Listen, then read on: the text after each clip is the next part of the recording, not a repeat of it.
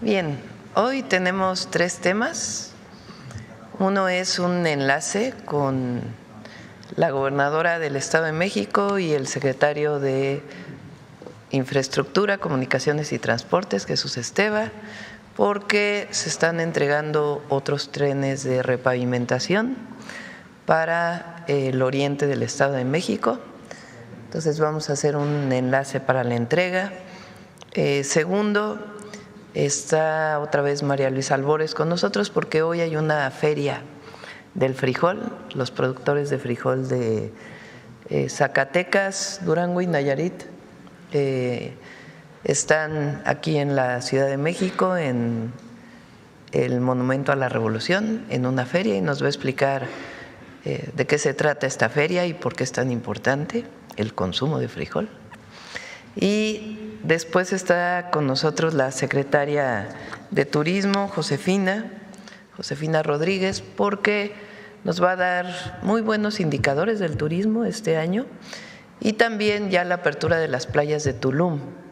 Y para ello también está en enlace Mara Lezama, la gobernadora de Quintana Roo. Y después contestamos sus preguntas. Entonces, primero vamos al enlace. Con su permiso, señora presidenta, buenos días. Nos encontramos en Texcoco con la gobernadora del Estado de México, la maestra Delfina Gómez, con el coordinador general del Instituto Nacional para el Federalismo y Desarrollo Municipal, Armando Quintero, y los presidentes municipales, la presidenta municipal Marta Guerrero de La Paz, presidente municipal de Texcoco, Nazario, y el presidente municipal de Iztapaluca, Felipe Arbizu. También nos acompañan 2 compañeros de SICT, Francisco Quintero y David Calderón. Cedo la palabra a la gobernadora. Buenos días a todas, a todos. Es un placer saludarla, querida presidenta, desde aquí, desde Texcoco, a usted y a los que integran su gabinete. Reiterarle, como lo hicimos el día de ayer en la gira, que por cierto fue una gira muy hermosa y con muchos beneficios para nuestros mexiquenses, que tuvimos la oportunidad de tenerla aquí en nuestra tierra, que nos sentimos muy contentos y muy orgullosos porque contamos con una presidenta que tiene un gran afecto y cariño por las y los mexiquenses, especialmente como usted siempre lo ha manejado por quienes más lo necesitan.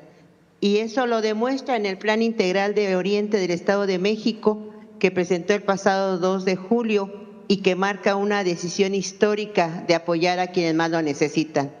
Dentro de ese proyecto y ese plan, precisamente en esta ocasión somos testigos de la entrega de trenes de repavimentación para apoyo de 3 municipios de los 10 que se tienen contemplados y que hoy toca Iztapaluca, La Paz y Texcoco. Se trata de una maquinaria que indudablemente va a apoyar al beneficio de nuestras calles y todo lo que son carreteras de esta región, que es una región que lamentablemente así había sido olvidado por mucho tiempo y que hoy les está dando esa oportunidad de mejorar la calidad de vida. Por eso, gracias, presidenta, por este apoyo que hoy se entrega a los municipios. Y aprovecho para refrendar mi compromiso de trabajar con usted de la mano para todo lo que podamos hacer en beneficio y en justicia de nuestros pueblos y de nuestra gente. Y decirle que aquí en el Estado de México la queremos, la admiramos, reconocemos su trabajo y que cuente con todos nosotros en todo lo que usted requiera, porque se lo ha ganado con cariño, con trabajo y sobre todo con compromiso. Muchísimas gracias, presidenta. Gracias, Delfina. Y a continuación voy a dar una breve explicación, presidenta, sobre en qué consisten estos equipos. Adelante con la presentación. Hoy se están entregando 3 equipos adicionales. La inversión en total de los 10 trenes de repavimentación que se estarán entregando y que ya se entregaron los primeros 3 y hoy se entregan otros 3, es de 500 millones de pesos y adicionalmente para asfalto y operación hay 600 millones de pesos y 102 en 2025. Estos trenes tienen una fresadora, que es este equipo con el que se tritura la carpeta asfáltica, un rodillo metálico, una petrolizadora, una extendedora de pavimento y un compactador neumático. Adelante. Hubo un proceso de capacitación, 150 personas, 15 por municipio. Esto se llevó a cabo de junio y se está concluyendo, se concluirá en diciembre.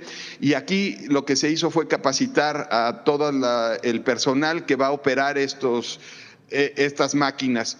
Es importante, además de que se regresa a tener trabajos por administración para poder atender de manera inmediata este requerimiento de conservación, se está capacitando personal y esto también tiene una labor importante en la mejora de la generación de empleos. La siguiente. En cuanto a fechas de entrega, el 3 de noviembre entregamos a los municipios de Netzahualcóyotl, Ecatepec y Chicoloapan. Hoy, 14 de noviembre, Iztapaluca, Texcoco y La Paz. Y el 10 de diciembre estaremos entregando Valle de Chalco, Chimalhuacán, Tlanepantla y Chalco. Adelante. Son 315 kilómetros de intervención. Cada tren de estos puede llegar a desarrollar del orden de 300 kilómetros anuales, es decir, 10 trenes, estamos hablando de 3,000 kilómetros, que es una cantidad considerable. Ecatepec, aquí vienen los kilometrajes que estarán atendiendo con esta primera inversión. La siguiente.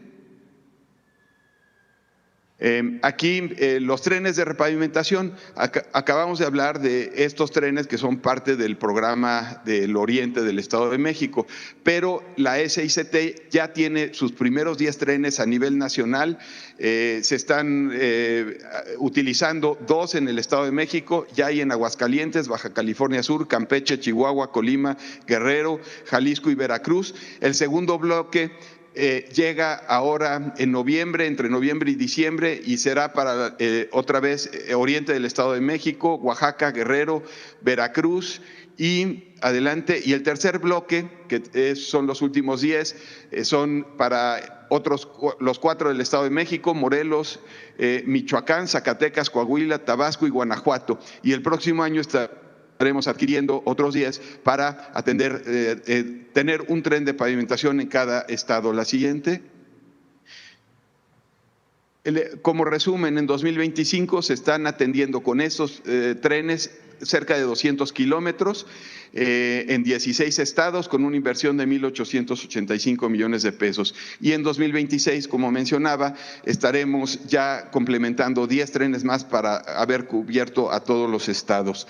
Estas ya son imágenes de los trenes que están trabajando por las carreteras. Y a continuación, pues estaremos dando el banderazo. Si nos ayudan con el conteo, 1, 2, 3. Muchas gracias, Jesús. Gracias, Delfina.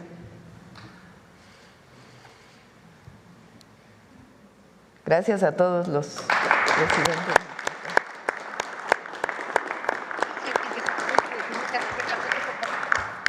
Muy bien. Muchas gracias. Vamos, María Luisa, con la Feria del Frijol. Buenos días. Con su permiso, Presidenta, buenos días a todas y a todos. Con el gusto de anunciar la primera feria a nivel nacional y que se hace acá justo en la Ciudad de México para reconocer uno de los granos más importantes en la dieta de nosotras las mexicanas y los mexicanos. Hablo del frijol. Compartirles que tenemos la Feria del Frijol y la Agrobiodiversidad. La siguiente, por favor. Compartirles el cartel, invitarlos y agradecerle a la presidenta que podamos comentar de esta feria aquí en la mañanera, para invitarlas a ustedes, pero para invitar al pueblo de México, quienes estén en la ciudad, puedan visitar en el Monumento de la Revolución el día de hoy de 10 a 6 y el día de mañana también vamos a estar allá. Como decía nuestra presidenta, estarán productores, los principales productores del frijol están en Zacatecas, en Durango, en Nayarit. Pero también recordar que cuando se hace milpa es maíz, frijol y algunas cucurbitáceas como calabazas, quelites y otro tipo de plantas que son también comestibles. La siguiente, por favor. Estará muy bonita, estarán grupos musicales, de danza, vendrán compañeras y compañeros, y lo hacemos con el fin de difundir que también el frijol es un alimento muy saludable para nosotras y nosotros. La siguiente, por favor. Y compartirles la importancia del frijol en nuestro país. Hay 150 especies en el mundo. De estas 150 especies en el mundo, 57 se encuentran en México y 31 son endémicas. Significa que existen solo acá, en nuestro país, y que de acá están yéndose a otros lugares, ¿no? Por eso se vuelve muy, muy importante. Y parte de esta difusión también es compartirles que tristemente las y los mexicanos hemos ido consumiendo menos frijol, siendo que es bastante saludable. Entonces, aquí mostramos un dato, el dato de 1980, el consumo por persona era de 16 kilos. Ya en el último dato del 2021 se baja a 9 kilos. Entonces, por eso consideramos muy importante la difusión. La siguiente, por favor. Y aquí hacemos hincapié porque es tan importante en la salud. Es fuente de proteínas, de carbohidratos, de vitaminas, minerales y ácidos grasos saludables. Tiene alto contenido de fibra saludable, la cual ayuda a controlar los niveles de azúcar en la sangre, reduce el colesterol y mejora la microbiota intestinal. Contribuye a la nutrición de la piel, del sistema nervioso y los órganos que intervienen en la digestión gracias a su contenido de niacina, también conocida como vitamina B3.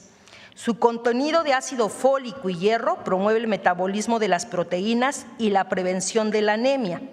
El frijol negro aporta alrededor de 8.86 gramos de proteína por cada 100 gramos. Su consumo frente a proteínas de origen animal disminuye el desarrollo de enfermedades cardiovasculares. Y recordar también que cuando después de la lactancia, de los principales alimentos que se les daba antes a los niños, y ojalá y podamos regresar a eso, es el tema del maíz y el frijol. El frijol es de lo mejor que pueda haber para el pueblo de México. Quisiera compartirles a través de una mesa el que tenemos algunos granos, algunas variedades. Parte de estas variedades son las que tenemos en nuestro país y que también gracias a la producción de las y los compañeros que hacen en el campo, pues podemos tener este bendito grano. No sé si puedo tener de Durango y principalmente Zacatecas, no sé si tengamos.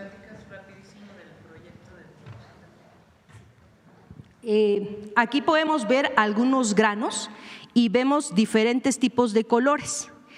En nuestro proyecto de frijol queda inmerso justamente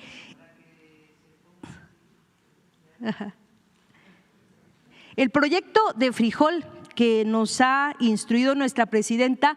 Recuerden que el primer punto de una estrategia del Plan México es la autosuficiencia alimentaria, y parte de la autosuficiencia alimentaria tiene que ver con el maíz y con el bendito frijol. Ya decimos todo lo bueno que hace a nuestro cuerpo el frijol, y dentro del proyecto el planteamiento es que Alimentación para el Bienestar próximamente está planteado para este año tenga su embolsadora, su cribadora, para que este frijol que ustedes estén viendo acá se pueda directamente con la marca Bienestar llevar desde Zacatecas y Durango a todo el país, llevarlo desde Tijuana, Yucatán, Chiapas, a todo el país.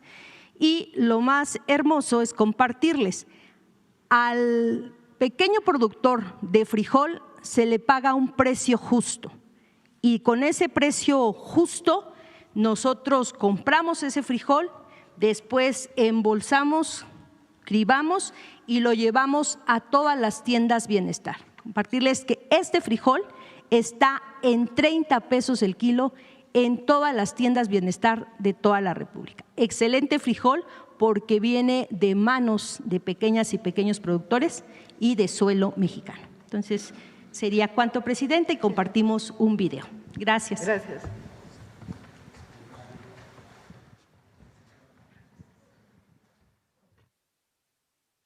largo y ancho del territorio nacional hay un grano que ha acompañado históricamente a nuestras comunidades. Además de un alimento, es símbolo de identidad, herencia cultural y trabajo colectivo. Estamos hablando del frijol.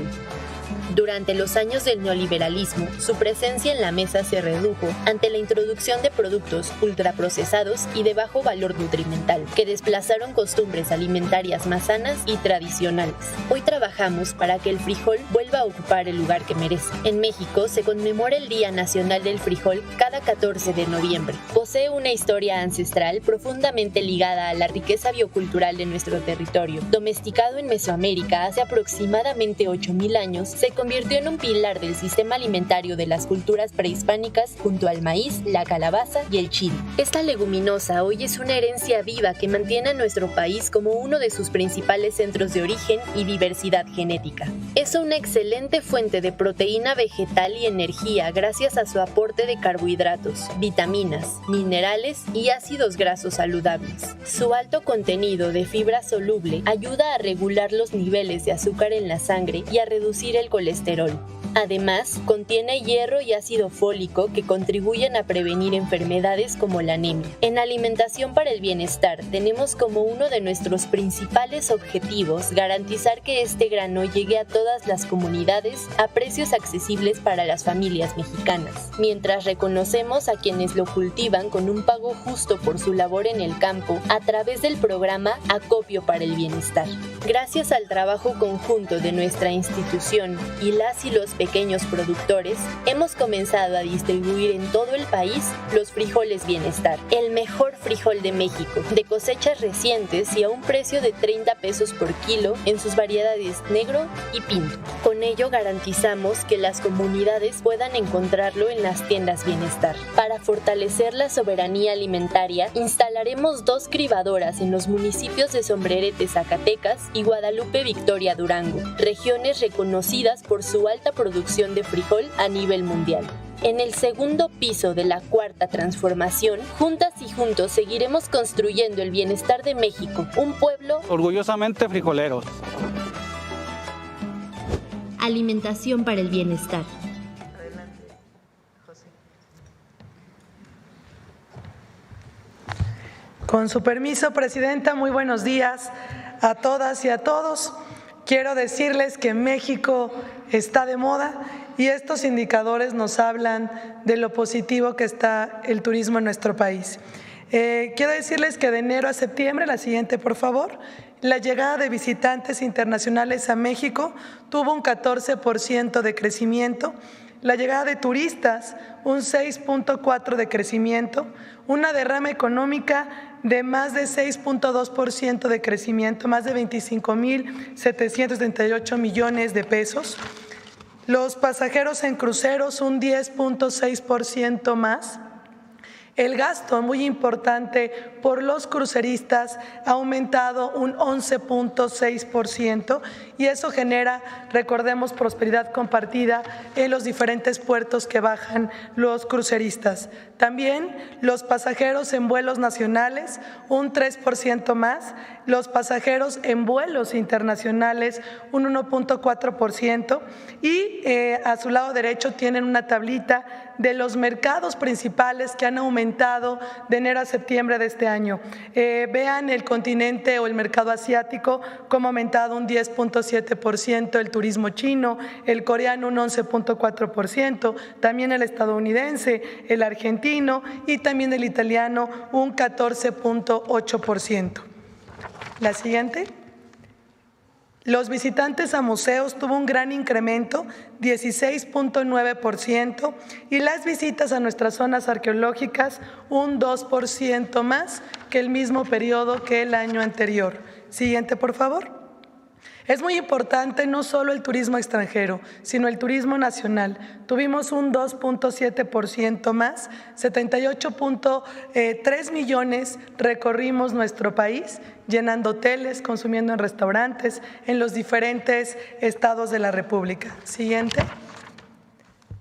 Y en los primeros 9 meses del año, 142 millones de pasajeros nacionales y extranjeros fueron atendidos en los aeropuertos de México, teniendo un 2.5% más de tráfico que el mismo periodo que el año anterior.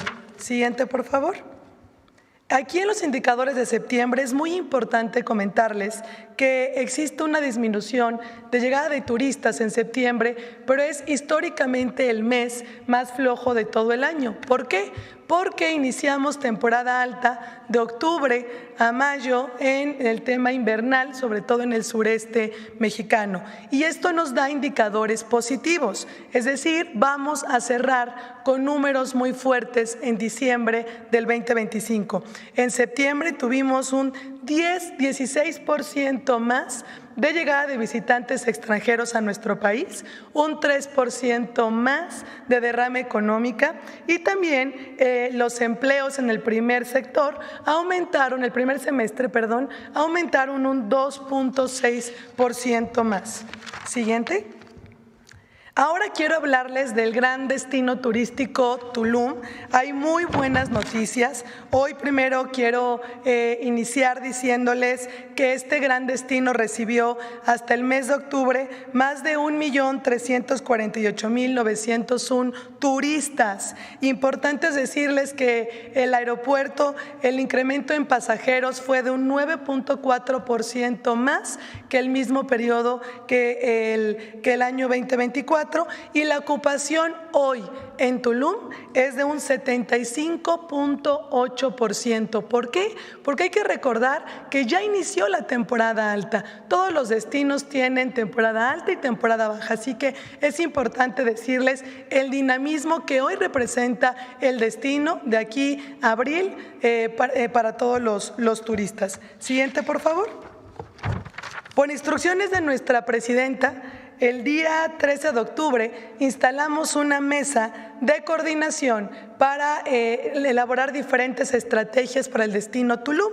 En esta mesa hay 15 dependencias federales, por supuesto que el gobierno del estado encabezado por la gobernadora Mara Lezama y por también el municipio. Esta gran mesa, siguiente, elaboró un proyecto en el cual se rige por 4 ejes prioritarios. Decirles que toda esta estrategia contempla más de 128 acciones. Hoy quise colocarles 2 de cada una de los ejes, pero estamos dándole seguimiento de forma quincenal. Todas las autoridades federales, estatales y municipales, no solo desde la oficina, estamos en territorio haciendo audiencias, escuchando a todos los sectores económicos y turísticos. Y el primer eje es muy importante porque además queremos un Tulum que renace más justo, más seguro, pero sobre todo más sostenible.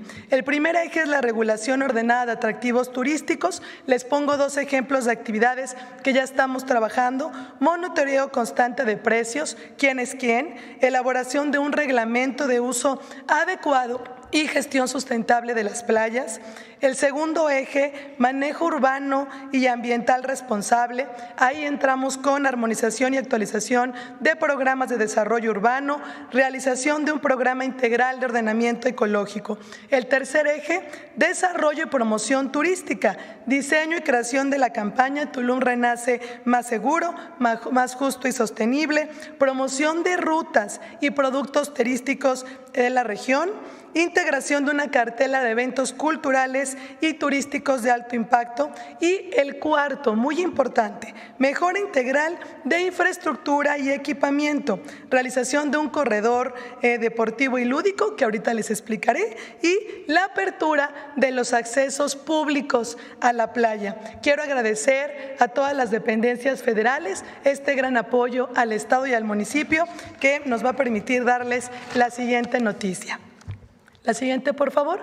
Va a estar corriendo un video, pero les voy a ir explicando lo que logramos en tan poquitos días, y esto es por el trabajo en equipo. El turismo se hace no solo del gobierno federal, estatal y municipal, sino también de los prestadores turísticos. Hoy habilitamos los 2 accesos principales del Parque Jaguar, que es el tradicional que tanto lo había pedido el destino, y el acceso sur, y por ahí podemos ya entrar todos los visitantes nacionales, extranjeros, residentes de Quintana Roo, los 365 días a las 4 playas que se encuentran dentro del Parque Jaguar. Se colocó señalética, está de una forma muy visual, tanto en paredes como en el piso. Tú puedes entrar caminando, corriendo, en bicicleta, con tu familia, y pueden acceder a las 4 playas. Pero eso no lo es todo. El gran esfuerzo se hizo también que de forma histórica se han aperturado 2 nuevos accesos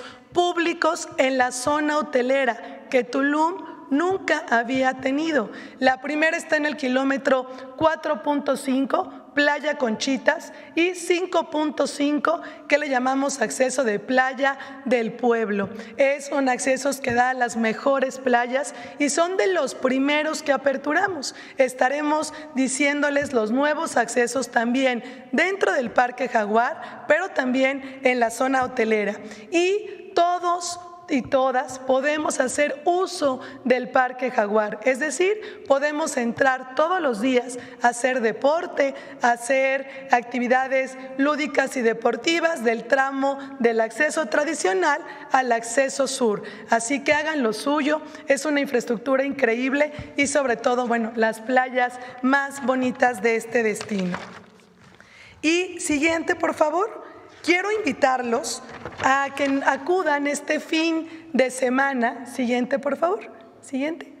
Este fin de semana, del 14 al 16 de noviembre, al Tianguis Nacional de Pueblos Mágicos. Estamos en Pachuca, en el estado de Hidalgo. Agradezco todo el apoyo del estado, del gobernador Julio Menchaca, y decirles que este tianguis es abierto a todo el público. Abrimos a partir de las 10 de la mañana hasta las 6 de la tarde. Van a poder encontrar 177 pueblos llenos de encanto, de gastronomía, de cultura, comprar artesanía. Hay un pabellón gastronómico, un pabellón también de medicina tradicional, 32 estados presentes, así que también productos locales. Vayan, consuman lo hecho en México, pero sobre todo conozcan a nuestro país. Y bueno, Presidenta, pues ya es viernes, los mexicanos lo saben, y así que hoy los quiero invitar a turistear por el estado de Zacatecas. Gracias. Y vemos un video.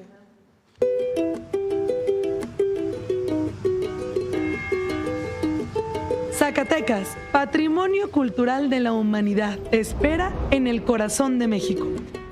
Desde el Cerro de la Bufa, la ciudad se revela en su grandeza. Una mezcla de historia y modernidad que puedes admirar desde las alturas en el teleférico que conecta el centro histórico con el Cerro de la Bufa. Nuestro recorrido comienza en la mina El Edén, una impresionante muestra de la historia minera de Zacatecas, con galerías subterráneas que te invitan a explorar su esencia. La majestuosa Catedral Basílica, el arte sacro del Museo de Guadalupe y el Templo de Fátima narran cada una a su manera la devoción del pueblo zacatecano. El Museo Rafael Coronel te sorprenderá con su asombrosa colección de máscaras y objetos culturales. El centro histórico vibra con su arquitectura colonial y plazas llenas de vida. Por la noche, las callejoneadas te invitan a la fiesta y la alegría. Las cantinas son verdaderos tesoros históricos. La memoria popular aún evoca a visitantes ilustres como Carlos Monsiváis. Si buscas celebrar con una experiencia culinaria única, prueba el asado de boda. No te vas a arrepentir. A solo 45 minutos, Pino, Zacatecas, un pueblo mágico entre montañas y cañones que ofrece un refugio natural.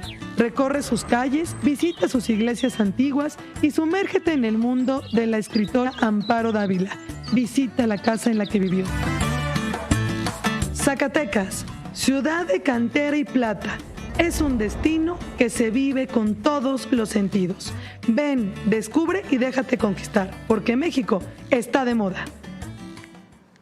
Gracias, presidente. Está Mara, ¿no? Adelante.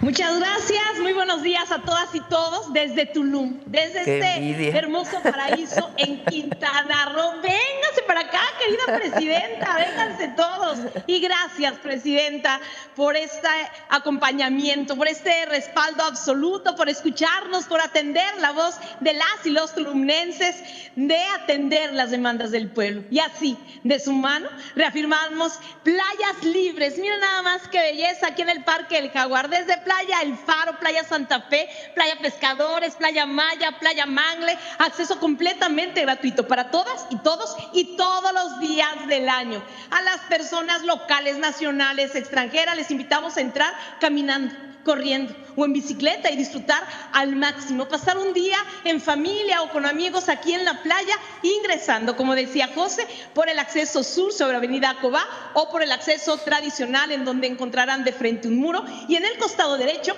el acceso libre a las playas perfectamente señalizado. Ahí podrán seguir las líneas que trazamos en el sendero, que los llevarán a las playas más hermosas del mundo, en el inigualable Mar Caribe, con esta extraordinaria arena blanca. Tulum es para todas y todos, sin discriminación, con servicio de calidad y excelencia. Son bienvenidas y bienvenidos con sus instrumentos musicales, con todo el equipo para hacer deporte, niñas y niños con sus juguetes, y por supuesto que hay que cuidar las playas porque son únicas, son espectaculares, son para hacer comunidad, para alimentar el alma, pero también no olvidemos que es un área natural protegida. Vamos a cuidarlas, y no solo es el acceso libre a las playas lo que estamos haciendo en este destino, es una colaboración institucional con el gobierno federal, estatal y municipal, con la Secretaría de Turismo comandada por Josefina, que le mando un abrazo, por la Secretaría de Seguridad Ciudadana, las fuerzas federales, SEDATUS,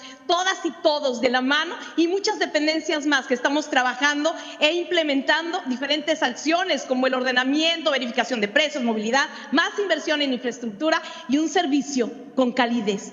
Todo y el objetivo es claro: éxito turístico, pero con prosperidad compartida. Por eso, además de todos estos accesos libres y gratuitos al Parque El Jaguar, en estas playas padrísimas, tenemos dos accesos más, los comentaba ya mi querida Josefina, la Playa del Pueblo y Playa Conchitas, que han sido una completamente abierta y la otra ya rehabilitada para que todos puedan entrar.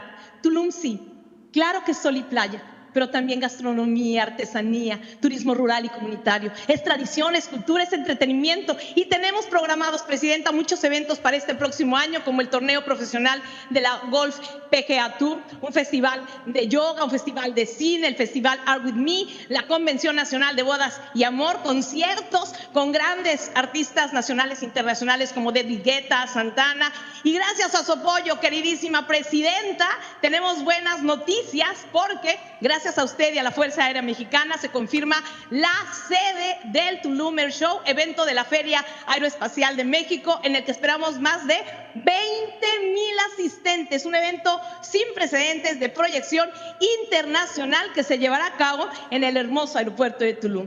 Presidenta, todo este trabajo lo hicimos escuchando atentamente a la gente, sus peticiones, sus necesidades. Es el pueblo el que nos guía y el humanismo mexicano, como usted nos marca, nuestra ruta, porque descansar, vacacionar, contemplar estas maravillas y acceder a las playas de manera libre es un derecho y no un privilegio. Y así lo vemos y lo garantizamos en la cuarta transformación que avanza junto a usted a paso firme aquí en Quintana Roo. Tulum es hoy una muestra de lo que somos capaces de lograr cuando gobernamos con visión y de la mano con el pueblo. Muchas gracias, presidenta, por su respaldo, por su confianza. Vengan a Tulum, nuestra gente maravillosa y sus extraordinarias playas los van a recibir y las van a recibir con los brazos abiertos. Un hermoso lugar de belleza inigualable. Y mientras siga saliendo el sol, en Tulum seguiremos brillando. acá nos vemos, Presidenta, acá nos vemos, todas y todos. Gracias, Mara, gracias. Bueno, abiertas las playas de Tulum, gracias. Bueno, ahora sí, todos quieren hablar. Vamos a ver cómo empezamos. A ver.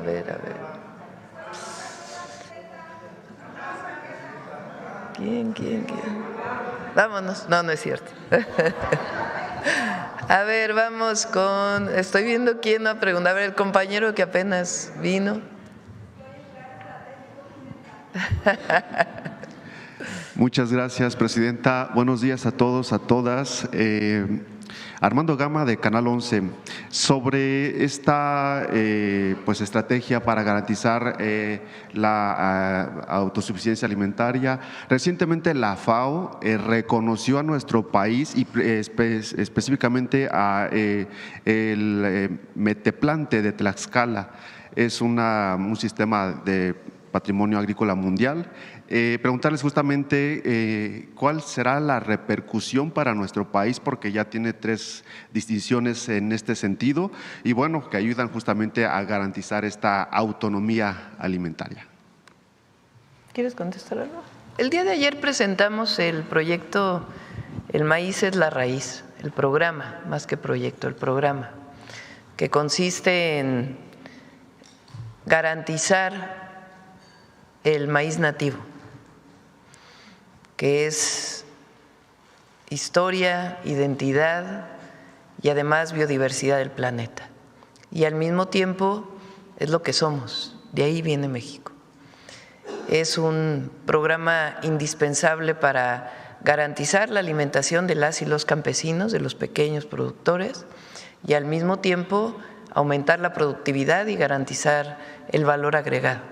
Es decir, es conservación de biodiversidad, es identidad nacional, es soberanía y al mismo tiempo bienestar. Hoy, con la Feria del Frijol, lo que presentamos es este trabajo que se ha estado haciendo con precios de garantía, principalmente para Zacatecas, aunque también para Durango y Nayarit, que son los principales productores de frijol. Como bien dijo María Luisa, hemos dejado de consumir frijol en nuestro país y el frijol es muy alimenticio. Entonces, el proyecto es el mismo o el programa es el mismo, garantizar la conservación de nuestra semilla o nuestras semillas y que los productores de frijol vivan bien, como a través de este esquema de frijol del bienestar. ¿En qué consiste? Para los pequeños productores, la adquisición del frijol se criba, se pone en bolsa y se distribuye de tal manera que no hay intermediarios. ¿En dónde? Principalmente en las tiendas de bienestar, aunque también en el mercado. Eso no quita lo que existe actualmente en el mercado. Sin embargo, hoy el kilo de frijol está 13, ¿no? Pero ¿a cuánto se lo compran al productor? Al 13 pesos a veces, a 13 pesos. El año pasado estaba a 20 y nosotros en el precio de garantía lo estamos dando a 27. Fíjense, se compra a 13 pesos y se vende en las tiendas en 35, 40 pesos. Entonces, en realidad no se justifica. Entonces, a través de este programa que atiende a un número importante de productores, lo que queremos pues es garantizar un precio justo para las y los productores y un precio justo para el consumidor. Entonces vayan a la Feria del Frijol y lo que representa la milpa en particular en todo el país, en Mesoamérica, pues es una forma de cultivo que no solamente alimenta bien a quien lo siembra, porque no solamente es el maíz, es el frijol, es la calabaza, es el chile, que es la forma tradicional de cultivo de los pueblos originarios, sino que también representa conservación de la biodiversidad. Entonces, por eso la promoción de la milpa es muy importante. Muchas gracias, Presidenta. Preguntarle también su opinión respecto a esta resolución que ha dado ayer la Corte respecto a pues estos juicios por el impago de impuestos de Grupo Salinas. Por favor. A ver si pones el comunicado de la Corte. no la resolución, sino el comunicado. Fíjense, dice: la Suprema Corte de Justicia de la Nación resolvió diversos asuntos relacionados con empresas que impugnaron créditos fiscales determinados por la Autoridad Hacendaria Federal, derivados del impuesto sobre la renta correspondiente a los ejercicios fiscales 2008, 2009, 2010, 2012 y 2013, así como sobre la posibilidad de deducir pérdidas por la venta de acciones. Adelante. Fíjense, esto es muy importante, porque no es que la Corte de pronto decide sin haber antecedentes. Estos juicios de amparo, dice, en todos los casos, las empresas inconformes acudieron primero ante la autoridad administrativa. Mucho de esto pasó incluso antes de que llegara el presidente López Obrador. Porque si se fijan, otra vez, regrésate arriba, son ejercicios fiscales del 2008, 2009, 2010, 2012 y 2013. ¿Cuándo llega el presidente López Obrador? 2018. Nosotros en el 2024. Entonces, estos son créditos fiscales de aquella época. Si ni siquiera son de cuando inicia la Cuarta Transformación, sino son muy antiguos. ¿Qué es lo que hace quien recibe estos, o a quien se le hacen esos créditos fiscales por parte de la autoridad fiscal? En todos los casos, las empresas inconformes acudieron primero ante la autoridad administrativa, mediante recurso de revocación que fueron resueltos en su contra. Primer paso. Segundo paso, interpusieron demandas ante el Tribunal Federal de Justicia Administrativa, el cual confirmó la legalidad de los créditos fiscales. Es decir, hubo un segundo paso al Tribunal Administrativo y dice: no tiene razón el particular, tiene razón la autoridad fiscal.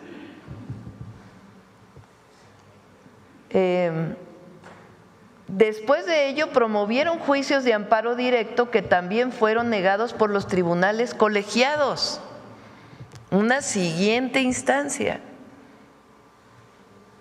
Finalmente, las empresas presentaron recursos de revisión que llegaron a la Suprema Corte. O sea, estamos hablando de que ya otras autoridades, primero la propia autoridad fiscal, después el Tribunal de Justicia Administrativo y luego tribunales colegiados, le habían negado a los particulares, a las empresas del Grupo Salinas, es decir, todos estos tribunales le dijeron: no tienes razón, tiene razón la autoridad fiscal. Finalmente se van a la Corte. En 4 asuntos, la Corte determinó que los recursos de revisión en materia fiscal solo pueden admitirse cuando se plantean temas de relevancia constitucional. O sea, la Corte dice: bueno, ya resolvieron otras instancias del Poder Judicial. Entonces, si vas a la Corte es porque hay un problema constitucional, no directamente relacionado con lo anterior, porque ya resolvieron las otras instancias. O de derechos humanos con un interés excepcional, conforme al artículo 107 de la Constitución y a la Ley de Amparo. En otros 3 casos, súbanlo tantito, la Suprema Corte consideró que los recursos de revisión interpuestos por las empresas no debieron admitirse a trámite. Es decir, originalmente no deberían de haberse admitido en la Corte, ya habían resuelto otros tribunales, porque no tenían que ver directamente con lo que resuelve la Corte. Por las empresas no debieron admitirse a trámite, pues los temas discutidos ya han sido resueltos previamente en criterios obligatorios del propio tribunal. La Corte señaló que los asuntos analizados, como la deducción de pérdidas por ventas de acciones o la aplicación de reglas del régimen de consolidación fiscal, no presentan cuestiones nuevas ni de relevancia constitucional. Por ello, determinó revocar los acuerdos que habían permitido que esos recursos de revisión siguieran su trámite al no cumplirse los requisitos de procedencia exigidos. Adelante. Con estas resoluciones, la Suprema Corte reafirma su compromiso con la legalidad, la certeza jurídica y la correcta aplicación de las normas en materia fiscal, fortaleciendo así su papel como garante de la justicia constitucional en México. Entonces, sí es importante que se conozca, porque el argumento es que hay un autoritarismo, que hay una acción política, que hay una consigna a la Corte, y la Corte lo que dice es no, ya pasaron un proceso, otro proceso, otro proceso, otro proceso, y no, la Corte resuelve que no es procedente lo que presenta este grupo empresarial. Entonces, en realidad lo que hace la Corte es desechar 7 recursos a estos grupos, los desechó, los recursos que había interpuesto este grupo empresarial que representa a varias empresas, los desecha. Entonces deja válida pues lo que fue en su momento la decisión del SAT. Eso es lo que resuelve la Corte. Entonces quedan firmes las sentencias. Eso es lo que resuelve la Corte. Entonces es importante leer incluso la resolución que todavía no notifican al SAT, evidentemente, pues tiene que venir primero una notificación de la Corte al SAT y luego pues ya se entra otro procedimiento. Pero es importante decir que fueron varios procesos, fueron en algunos casos 15 años de litigios que llegaron en su momento a la Corte antes de que se eligieran a los ministros y la Corte los dejó congelados, no quería decidir. No es ni siquiera que hubiera decidido en contra o a favor, sino que los deja congelados. Llegan a la Corte, los admiten y después los congelan. No resuelven, no resuelven, no resuelven, los dejan dentro de un cajón. Y finalmente la Corte hoy lo que dice es desechamos los recursos que presenta este grupo empresarial. Muy bien, prácticamente esto significaría que no hay pretextos para no pagar. Pues viene todo, ahora viene otro procedimiento, eso es importante también que se sepa. Ya vamos a pedirle a Hacienda que pueda venir a explicar los procedimientos. Están fijados todos los procedimientos posteriores. Primero, pues se notifica, si paga, bueno, pues ahí se resuelve el asunto. Si no paga, pues entonces tiene que venir una serie de procedimientos que son parte pues de un proceso jurídico que tiene que cumplirse. Muy bien, Presidenta, muchas gracias. En otro tema, se acerca ya la pues marcha del 15N convocada pues por esta generación Z. Preguntarle, justo ayer la alcaldesa de Uruapan, Grecia Quiroz, se deslindó, se desmarcó ya de esta movilización. Ella ha dicho que no se convoca, a pesar de que pues ha sido sí convocada para repudiar el asesinato de su esposo, el exalcalde Carlos Manso. Sin embargo, ella dice, nosotros no estamos promoviéndola. Ella también pues aseguró que dio un voto de confianza a su gobierno en esta reunión que sostuvo la semana pasada con usted. Y bueno, prácticamente, ¿cuál sería el exhorto a los participantes de esta movilización que se espera a un día prácticamente, este sábado? Ayer estuvieron el general secretario Trevilla, el almirante secretario y el secretario de Seguridad. Estuvieron primero en Morelia, ahí se reunieron con algunos presidentes municipales, empresarios, personas de la sociedad, y después fueron a Uruapan, ahí se reunieron con la presidenta municipal y también con empresarios de Uruapan, y se tomaron una serie de acuerdos y sobre todo lo importante es mantener los distintos operativos que están en este momento en el estado de Michoacán, la presencia y estar en contacto permanente. Cada 15 días se va a estar en contacto, sea que ellos vengan o que vayan el propio secretario o los secretarios a Uruapan en particular, todo Michoacán, pero particularmente a Uruapan, Ellos pues manifestaron una serie de puntos que ya en su momento se podrían platicar, y si no, pues de todas maneras es importante nuestro apoyo. Entonces tienen todo nuestro apoyo, tanto en temas de seguridad como en temas de las necesidades de Uruapan y de todos los municipios de Michoacán, como parte del Plan Michoacán por la Paz y la Justicia. Entonces vamos a seguir presentes. Ya los otros temas que ella planteó, pues ya es sus propias declaraciones, pero lo importante es pues mantenernos cerca y apoyarles. Sobre la manifestación, México es un país libre, estamos de acuerdo en la libertad de manifestación, se pueden manifestar todos aquellos que lo quieran hacer, siempre buscamos que sea de manera pacífica, que no haya actos de violencia. Y el día de ayer, pues, el compañero Miguel Elorza presentó una investigación muy profunda de cómo fue la convocatoria a esta marcha, que vale la pena, pues, para todos aquellos que van a asistir, pues, que conozcan cómo fue que se fue generando esta convocatoria en las redes sociales. Y también, pues, que más que algunos jóvenes que legítimamente pudieran manifestarse, pues fue la oposición quien levantó mucho esta marcha, ¿no?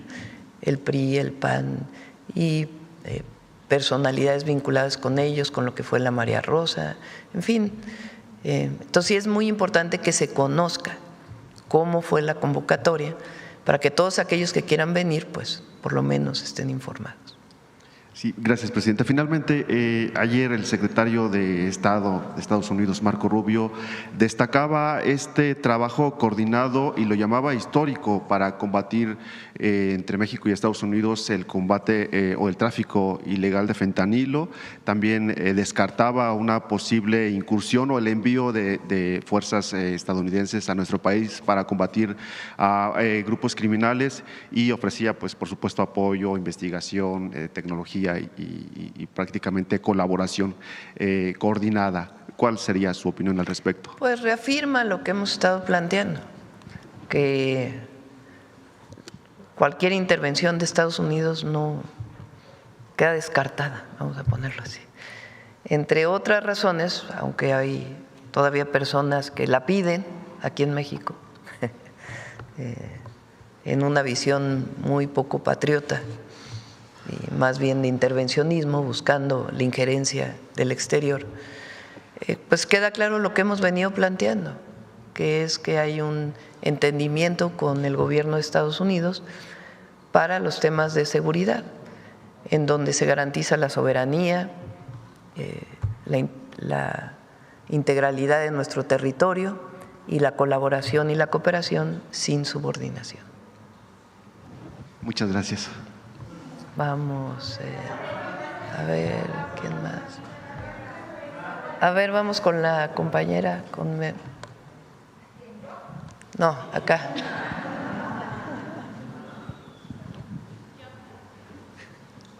¿Quién? Adelante. Buenos días, presidenta. Meme Yamel, de Damexico News. Presidenta, hay una encuesta justamente de la generación Z del Financiero en donde dicen que cerca del 70% de la generación Z respalda su gobierno.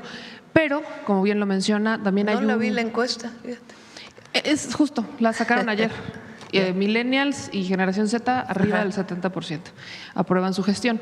Platicando con algunos jóvenes que forman la generación Z pero no están de acuerdo con la marcha del 15, consideran que no ha sido suficiente o que no han sido lo suficientemente escuchados en cuanto a sus demandas centradas, por ejemplo, en la gentrificación, vivienda, pero hay proyectos relacionados con el tema.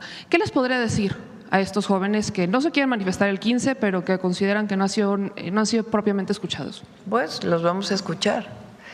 Tenemos, fíjense, para los jóvenes, la beca de preparatoria, que viene desde el presidente López Obrador, la beca de preparatoria, Jóvenes Construyendo el Futuro. Es una inversión histórica que no se había dado en ningún otro gobierno. Ahora, ¿qué estamos planteando nosotros? Primero, más educación, más espacios educativos.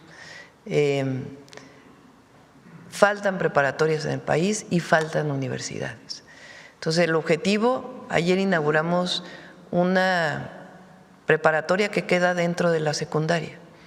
Muchas, por el crecimiento poblacional, que ahora nacen menos niños que hace 15 años, las familias tienen menos hijos e hijas, ha ido disminuyendo la población. Entonces, antes las secundarias tenían turno matutino y turno vespertino. Y ahora hay muchísimas secundarias que no tienen turno vespertino. Está la instalación. Entonces, ¿qué es lo que estamos haciendo en muchas secundarias? El turno vespertino, adecuar los salones para que pueda ser un bachillerato nacional, como ahora incorporamos a todas las preparatorias. Ayer en el Estado de México inauguramos uno. Entonces, los jóvenes que salieron de secundaria o los adolescentes que salieron de secundaria, en la misma escuela en la tarde van a estudiar la preparatoria. Ese es el primero. El segundo es ampliar las preparatorias existentes, los bachilleratos tecnológicos, todo el bachillerato nacional y construir nuevos. Y el cuarto es un bachillerato modular, que le llamamos, sobre todo en las zonas de pequeñas comunidades. Son bachilleratos modulares de 2, 3 salones que permiten atender a 40 estudiantes y que no tienen que salir de sus pueblos para poder estudiar el bachillerato.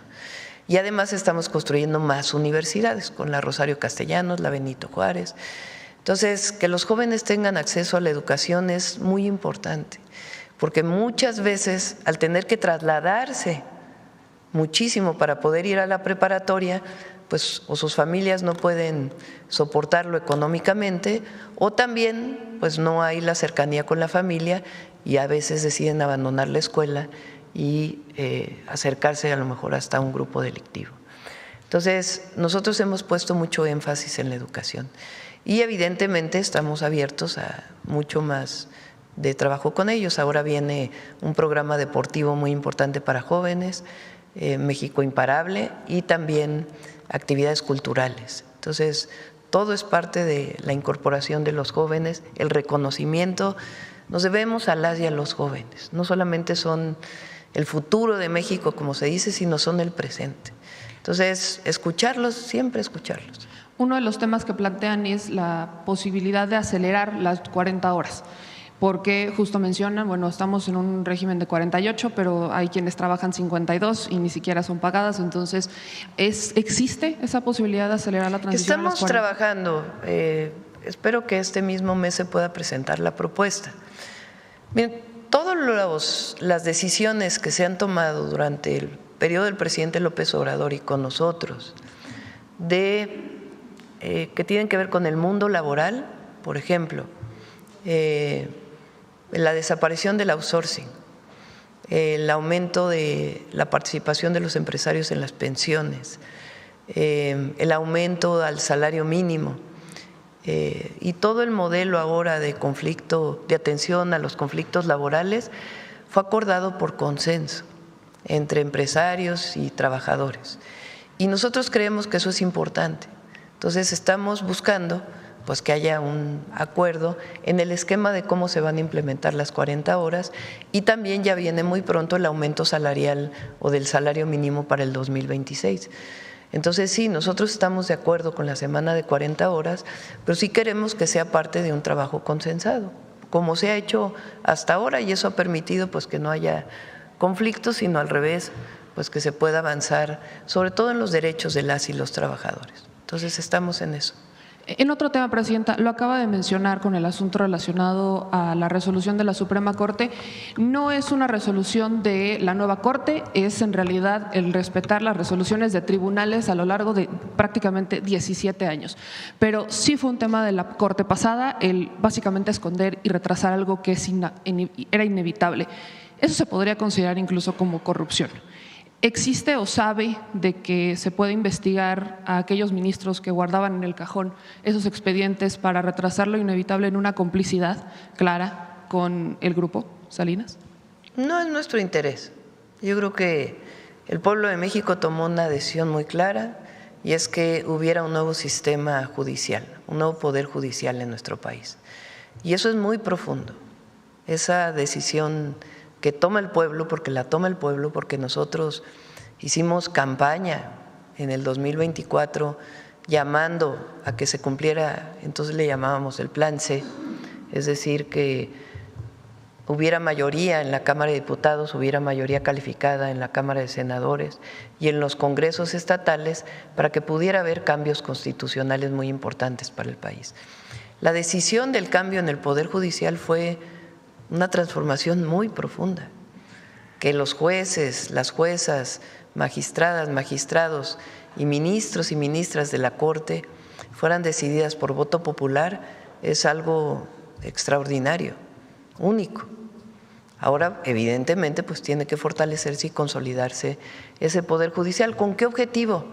Estado de Derecho, que se cumpla con las leyes y que no se imparta la justicia para unos sí y para otros no, que no haya privilegios, que no haya el que es amigo del ministro o de la ministra, que no haya quien dé dinero a un juez para que pueda resolver de una u otra forma, sino que sea un sistema honesto, limpio, transparente, que resuelva de acuerdo con lo que dice la Constitución y las leyes, y que haya justicia para el pobre y que haya igual justicia para el rico, pero que sean valorados igual en el marco de nuestras leyes y la Constitución.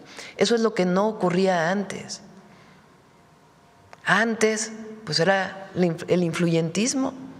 Eres amigo, entonces te resuelvo. Tienes dinero, entonces te resuelvo más rápido. Y en el caso de las y los ministros, lo mismo. Entonces eres amigo, eres compadre, eres familiar, tienes influencias, entonces no se toca tu caso. Ah, pero si se trata de una resolución que tiene que ver con una persona humilde, ahí sí no importa. Ahí la resolución puede ser en su contra. Entonces aquí es que se imparta la justicia de acuerdo con nuestro sistema jurídico. Eso es lo que ocurrió. Entonces, desde nuestra perspectiva no tiene sentido empezar a sancionar si hubo una u otra conducta de los ministros anteriores. Lo importante es que este Poder Judicial se consolide, se valide, se legitime frente al pueblo y frente a todos los miembros de la sociedad. Y eso es lo que, desde mi perspectiva, ocurrió ahora. Es una resolución que tiene que ver con nuestro sistema de justicia. No es una resolución por consigna, no es que alguien le habló a los jueces a decirle, oye, fíjate que por favor resuelve de esta manera porque lo quiere la presidenta o lo quiere, no sé, cualquiera. No, tienen autonomía y resuelven. Pero además no es extraño que resuelvan de la manera que resolvieron, porque ya había pasado por distintas instancias algunas de antes del 2018. Y después del 2018 al 2024, tribunales colegiados que dijeron no proceden los reclamos del Grupo Salinas. Entonces, sencillamente lo que dijeron es, queda tal cual lo estoy leyendo aquí porque hay que usar las palabras, quedan firmes las sentencias de los tribunales colegiados de circuito. Eso es lo que resolvió la Corte. ¿Qué es lo que representaría en programas o en proyectos lo que estas resoluciones han dejado firmes? Se habla cerca de 50,000 millones al cálculo que se está haciendo, faltará lo que el SAT determine, pero ¿qué es lo que representaría en obras? Porque ni siquiera es una deuda con la presidenta. Pues hay que ver cuánto es primero. Ese cálculo lo tiene en principio el SAT. Yo se los comenté aquí porque también es legal. El Código Fiscal establece una serie de beneficios para el que debe el impuesto, de acuerdo con las multas que vaya pagando. Si no paga, pues entonces van incrementando, y si no, pues hay una serie de beneficios que lo establece claramente el Código Fiscal. Entonces el SAT pues tiene que hacer el cálculo y lo tiene que mostrar. Entonces, por eso es todo dentro del marco de la ley. Aquí no hay ningún autoritarismo ni nada, sino sencillamente el cálculo de lo que se debe a lo que tiene beneficios si es que paga. Si no paga, pues también hay procedimientos para garantizar que pague, porque es la ley. ¿Se descarta o no se descarta un posible concurso mercantil si es que no llegara a pagar? Es un procedimiento largo, no es un procedimiento de 3 días, de 4 días, de semanas. Es un procedimiento que lleva tiempo, si es que decide no pagar. Entonces, si decide no pagar, entonces viene un procedimiento largo, no es de un día, de 2, pero es justicia, así de sencillo. Ahora, para ponerles un ejemplo, los caminos artesanales tienen en el presupuesto de este año 3,000 millones de pesos. Si la deuda, por decir algo, es de 30,000 millones, por decir algo, pues son 10 veces el presupuesto de los caminos artesanales. Por poner un ejemplo, es hipotético, no tiene que ver. Si, ¿qué otro? Por ejemplo, lo que estamos planteando de todos los programas de bienestar para Michoacán son alrededor de 30,000 millones de pesos. O sea, son montos muy significativos y se fueron elevando. Eso también es importante, porque por ahí hay un video donde dice que era un monto hace tiempo. Mientras más se tardó en pagar, más multas hay. O sea, si hubiera pagado hace 15 años, era un monto. Si hubiera pagado hace 10 años, era otro monto. Si hubiera pagado el año pasado, pues era otro monto. Si hubiera pagado el año antepasado, pues era menos. Pero así es la ley. No es un asunto particular para una empresa. Mientras más te tardes en pagar, más multas hay. Entonces, es importante que se conozca eso. Y se van acumulando esas multas. Presidenta, un último tema tiene que ver justamente con la corrupción. En los últimos días hemos visto a la titular del Sistema Nacional Anticorrupción haciendo pues denuncias respecto al propio sistema de cómo no ha servido, y tenemos muchos ejemplos. Creo que uno de los más lamentables es el propio Javier Duarte, que está buscando su liberación anticipada y aunque no la consiguiera, la próxima semana saldría libre hasta el próximo año. Una sentencia de 10 años, muy lamentable por todo lo que se desvió y todos los recursos que quedaron, hasta delitos muy graves como las vacunas con agua para niños con cáncer. Presidenta, ¿se ha planteado algún modelo adicional a la Secretaría Anticorrupción y Buen Gobierno que pueda sustituir al Sistema Nacional Anticorrupción, que le dé dientes, o que se pueda hacer algo para darle, ahora sí, cerrar el tema de la impunidad en este tema? Tienes razón, sí es algo que se tiene que revisar.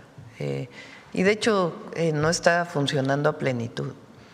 Y fue un esquema que se planteó en el periodo de Peña Nieto, propuesto por distintas organizaciones de la llamada sociedad civil, en donde es un esquema bastante complejo de muchas instituciones que supuestamente iba a garantizar la sanción cuando hubiera corrupción. Antes diversas sanciones estaban en la Secretaría, que hoy le llamamos de Buen Gobierno y Anticorrupción, de la Función Pública. Después esas sanciones están en el Tribunal de Justicia Administrativa, estatales o el federal, y me parece que sí es importante que se revise, porque finalmente lo que queremos es cero impunidad. Todos los mexicanos y mexicanas queremos que frente a la corrupción haya cero impunidad. Entonces sí creo que es un buen momento para revisar todo lo que se llama el Sistema Nacional Anticorrupción. Muchas gracias, Presidenta. Vamos a ver, ¿quién más? A ver, Carlos. Buenos días a todas y todos. Carlos Navarro de Heraldo Media Group. Presidenta, ¿a qué podemos atribuir estas cifras en materia de turismo? Porque se ha señalado que México pues no está en buenas condiciones, sin embargo, pues las cifras de turismo dan otra cara. Pues primero, que México es grandioso. Segundo, al buen trabajo de Josefina y de todo su equipo y de la promoción que se ha estado haciendo sin tener que gastar tanto dinero como se hacía antes. Y tercero, México tiene una gran reputación hoy ante el mundo entero. Por eso decimos México está de moda. A partir del cambio en el gobierno en el 2018 y también en el 2024 ahora, México es muy reconocido por el mundo entero, muy reconocido. En todo el mundo les interesa el proceso que se está llevando a cabo en México y además pues hemos dado mucho énfasis a lo que representa la historia de México y la grandeza cultural de nuestro país. Entonces va a seguir creciendo el turismo, yo estoy segura. Ahora a distintas regiones del mundo donde no se había hecho promoción turística, por ejemplo en China se hizo hace poco un tianguis turístico, invitando a que vinieran de ese país a nuestro país a conocer la grandeza cultural, y en otras regiones donde llegaban pocos turistas. Y otras cosas internacionales también que están ocurriendo. Mucho turismo está llegando.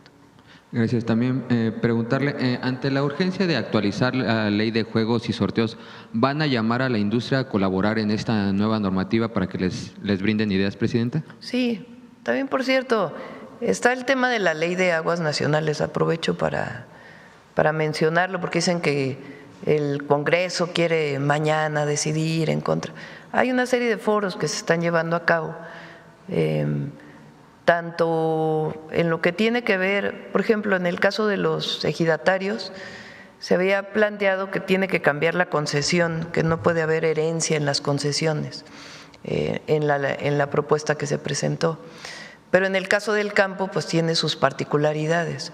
Entonces ahí hay que atender. Aquí Nancy planteó un tema que tenía que ver con, desde mi punto de vista, un error que llevó la ley, que tenía que ver con la descarga de las minas a los cuerpos de agua, que no quedó bien regulado.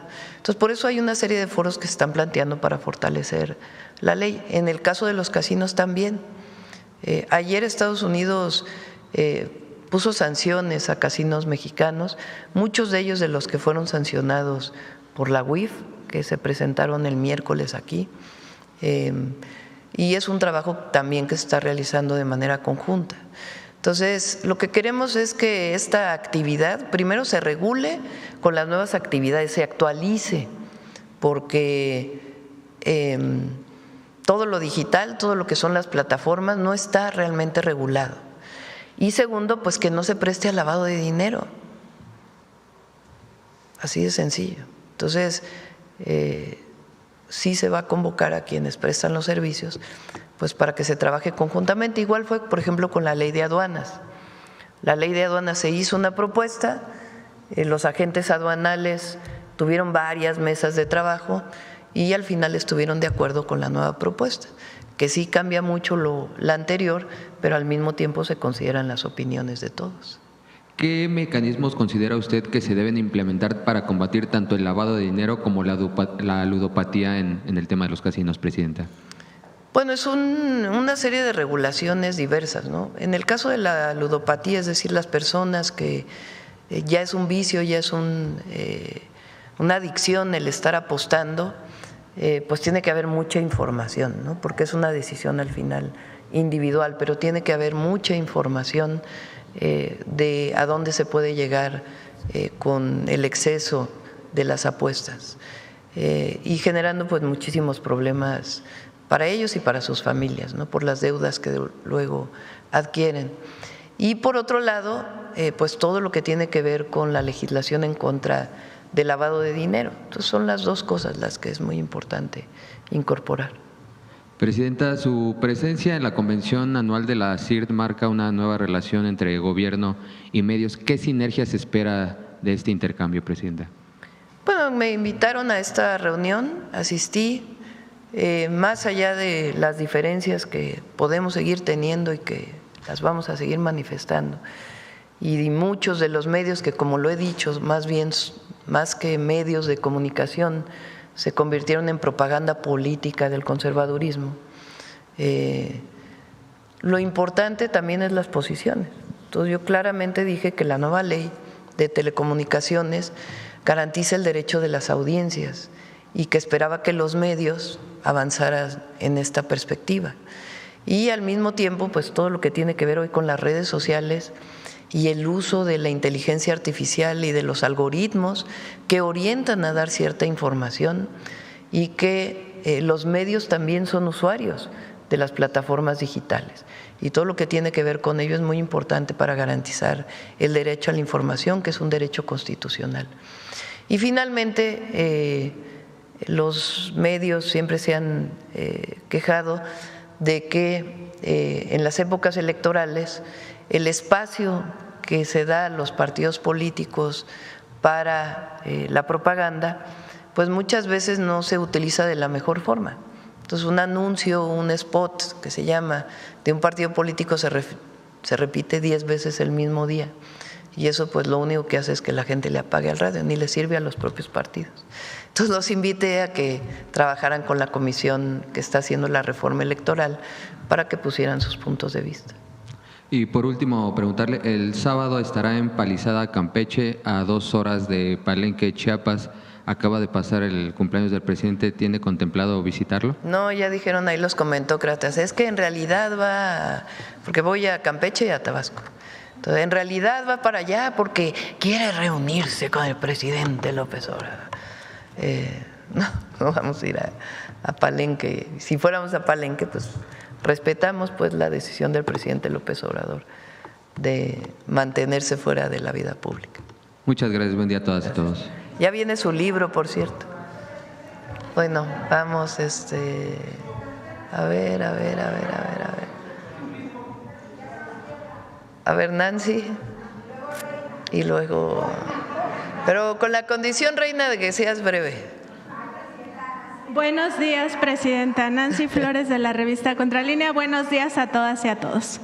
Presidenta, pues justo sobre el tema de los casinos, aquí se ha explicado pues que esta investigación descubrió estos 13 casinos implicados en presunto lavado de dinero, también en fraude fiscal y otro tipo de defraudaciones. Preguntarle justamente cuántas denuncias se interpusieron, si solamente es a personas morales o también hay implicadas personas físicas con denuncia penal. También, si fuera posible, pues saber el estimado de cuánto dinero habrían blanqueado en este periodo que se ha analizado, y si la secretaria Rosa Isela Rodríguez pudiera dar también información acerca de cuántos permisos o concesiones se tienen para la instalación de casinos, cuántos están vigentes, cuántos casinos estarían con irregularidades en torno a sus permisos, e incluso si hay algunos de estos permisos que no estén en funcionamiento o que ya se hayan retirado precisamente porque nunca se utilizaron, y de qué época vienen. Eso sería muy importante porque se sabe pues que en el sexenio de Vicente Fox se entregaron muchísimos permisos, sobre todo en el último año con Santiago Krill en gobernación, y también en el sexenio de Peña Nieto. Entonces, saber si… Se otorgaron permisos con Fox, con Calderón y con Peña, es donde más permisos se presentaron. Le pedimos a Rosa Isela que nos haga una presentación de lo que dices, es muy interesante. El procedimiento que se presentó el miércoles es de estos 13 casinos entran al listado de congelamiento de cuentas. Es un procedimiento también, no es que se anuncie y ocurre a los 5 minutos, sino que se tiene que notificar a los bancos y los bancos tienen que proceder al congelamiento de las cuentas. En este momento se está en esa parte del procedimiento. Eso es lo primero. A partir de ahí ya se puede saber el monto, porque está en esas cuentas, entonces ya puede ser público y ya se puede informar aquí en la mañanera. Es interesante el modus operandi de cómo, porque en algunos casos puede ser lavado de dinero de delincuencia organizada, pero en otros casos puede ser sencillamente lavado de dinero de efectivo, que venga también de otras fuentes. Entonces se apostaba en el casino, en línea principalmente, la persona que apostaba o le robaron su identidad o la convencieron. Muchas veces a través de supuestamente un regalo que le llega o por correo o de manera física de una tarjeta de regalo. Entonces dicen, te doy 300 pesos de regalo para que apuestes en este casino. La gente entra a la plataforma, apuesta los 300 pesos y le dicen, te ganaste 1,000 pesos. Pero en realidad se reporta que se ganó 25 millones de pesos. Y esos 25 millones de pesos se mandan al extranjero, a ciertas cuentas. Y después muchas veces esos 25 millones de pesos regresan al país como 50 millones de pesos. Es decir, algo se hizo en ese otro país en donde hicieron algo probablemente similar, de tal manera que aumenta, es decir, tiene que haber una asociación delictuosa con alguien en ese otro país y regresa a una empresa como 50 millones de pesos de los 300 originales. ¿De dónde salen? De los 500 a los 50 millones, 100 millones de pesos, pues es justamente el llamado lavado de dinero ilegal de efectivo que se va blanqueando de esa manera. Entre otros modus operandi como ese. Y todo es electrónico, todo es de manera electrónica y va cambiando de cuentas para que no haya, pues supuestamente, seguimiento de ese recurso.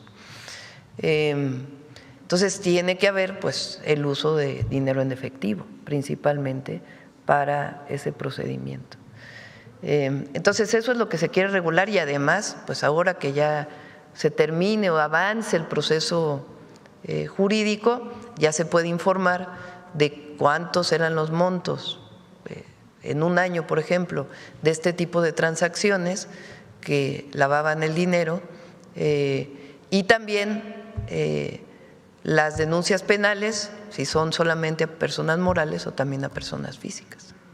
Gracias, Presidenta. En otro tema, preguntarle si ya la UIF le informó acerca de estos probables 14,000 millones de pesos que están relacionados con la Fundación Jenkins, que se habrían pues también de alguna manera desviado a paraísos fiscales. Se habla de Barbados y Panamá, a donde se habría destinado este recurso, y saber si hay alguna información de la Unidad de Inteligencia Financiera o de la Fiscalía General de la República en torno a este caso, sobre todo porque este dinero pues iba a la beneficencia pública del Estado de Puebla para la gente más vulnerable. Todavía está, vamos a informar la próxima semana. Todavía están en ese proceso de tener toda la tarjeta completa informativa.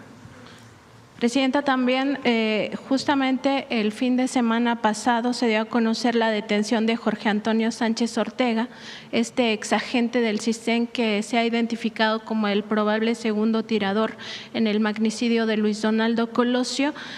Preguntarle sobre este asunto, Presidenta, porque esta persona, pues se sabe, el presidente López Obrador el último año de su gobierno lo dio a conocer que García Luna lo extrajo de Lomas Taurinas para evitar que fuera presentado a la justicia y se investigara esta hipótesis del crimen de Estado. Preguntar justamente sobre esto, si estaríamos en un momento crucial para determinar si se trató de un crimen de Estado y sobre todo la participación o hasta dónde podría haber llegado la participación del expresidente Carlos Salinas de Gortari. Es un caso que tiene la Fiscalía General. En efecto, es la orden de aprehensión al segundo tirador. Y en efecto, lo que mencionó el presidente López Obrador aquí en su mañanera es que este segundo tirador presuntamente lo había sacado de Lomas Taurinas García Luna, como agente del CISEN entonces. Un personaje, García Luna. Y lo tiene la Fiscalía, entonces la Fiscalía tendría que informar. Presidente, y justo sobre García Luna y en general sobre estos llamados de algunos, digamos, de algunos políticos trasnochados y de otros personajes, sobre todo el conservadurismo, de que regrese la guerra contra el narcotráfico, pues teniendo en cuenta que aquí la guerra contra el narcotráfico pues no existió, lo que existió fue un narcoestado donde Genaro García Luna se asoció con el cártel de Sinaloa, pues preguntarle sobre esto que ha reiterado sobre el permiso para matar. En Contralínea, en octubre de 2013, publicamos una investigación sobre estos comandos de la muerte. justamente conocidos como escuadrones de la muerte, que operaban en el sexenio calderonista y que seguían operando en el primer año del sexenio de Enrique Peña Nieto. Estos escuadrones de la muerte fueron creados directamente por Genaro García Luna y se tomaron diversos agentes de áreas estratégicas de la Secretaría de Seguridad Pública. En aquella ocasión nosotros documentamos pues que estaban dedicados no solo a exterminar a personas, a matarlas, y no solamente del narcotráfico, sino también cometían secuestros y otras atrocidades, desapariciones y amedrentamientos de todo tipo. Y, como decía yo, no solo a narcotraficantes o presuntos criminales, sino también a empresarios, a periodistas, a luchadores sociales, a activistas. En ese sentido, Presidenta, pues este caso particular de uno de los escuadrones de la muerte, de los que se dieron cuenta en ese trabajo periodístico sus nombres de estos agentes, pues con los años se confirmó en un documental titulado Narcocirco del periodista Romain Bollinger. Pues ahí consiguió él un testimonio de uno de estos agentes y él dijo que en efecto estaban en este escuadrón de la muerte y que habían pues asesinado y desaparecido personas, y que se deshizo uno de esos escuadrones justamente después del reportaje de Contralínea. Entonces, preguntarle, Presidenta, pues no solo sobre esta hipocresía de la derecha, ¿no? Primero, de no entender que no hubo guerra contra el narco, sino un narcoestado en el sexenio calderonista, y lo segundo, pues también la importancia de que tengamos claro lo que significa el permiso para matar y el mátalos en caliente. Es muy interesante lo que mencionas. En el periodo de García Luna, en efecto es el periodo donde se incrementa el número de secuestros en el país y se ha investigado poco sobre ello. Y hay reportajes, documentos que mencionan la participación de estos grupos, como el reportaje de Contralínea.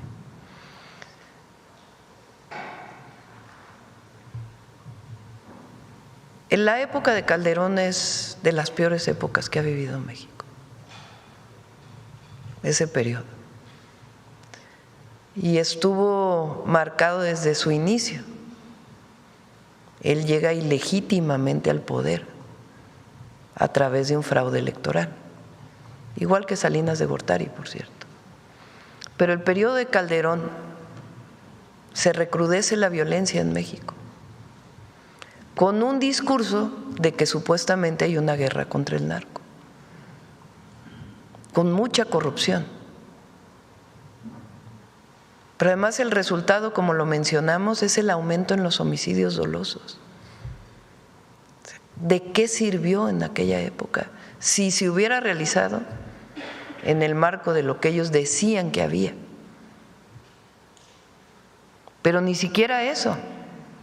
Fue la asociación con un grupo delictivo, la corrupción, el dinero, el poder del dinero, y un resultado trágico para nuestro país. Entonces, aquel que dice que tiene que regresar la guerra contra el narco, primero lo que quieren es regresar a vivir el privilegio que tenían con Calderón de ciertos sectores, particularmente empresariales de nuestro país, de los medios, de algunos medios. En realidad quieren regresar a esos privilegios. Pero lo que es más increíble es que cuando hablan dicen, es que México es un país donde no hay Estado de Derecho, pero no critican eso que acabas de mencionar. Grupos dedicados al homicidio, promovidos desde el poder.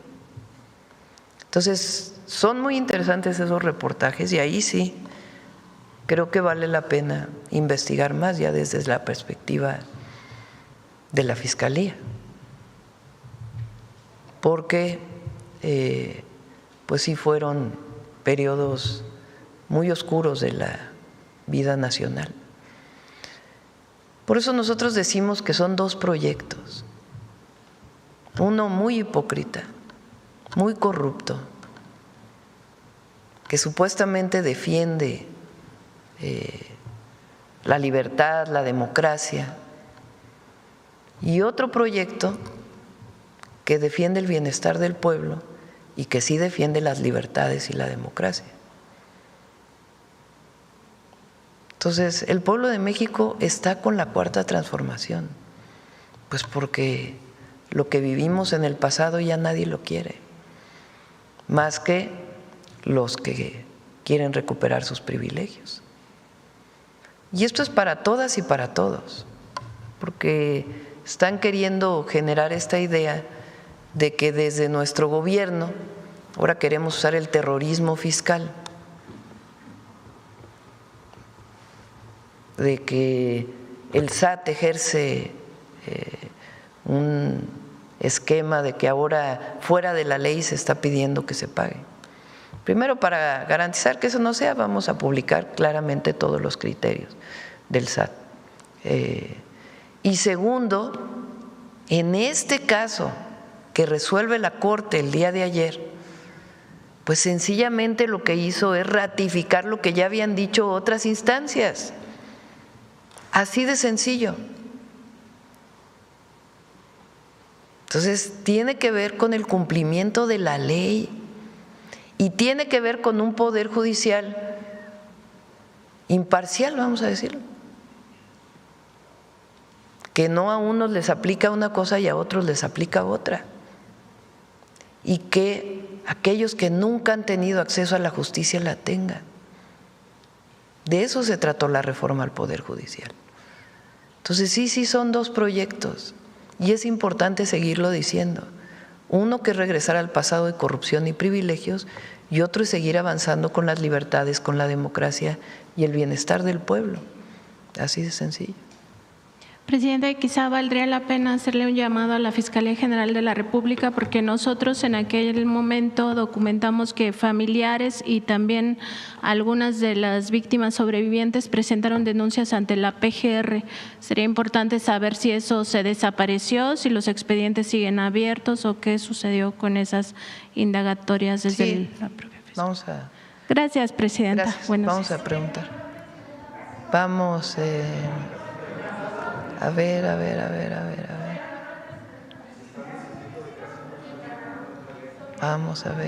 a ver. A ver, la compañera allá atrás que no pregunta. Sí, ya vamos contigo, Reina. Buenos días, Presidenta. Yanara Alcántar, del Laboratorio de Periodismo y Opinión Pública de Guanajuato.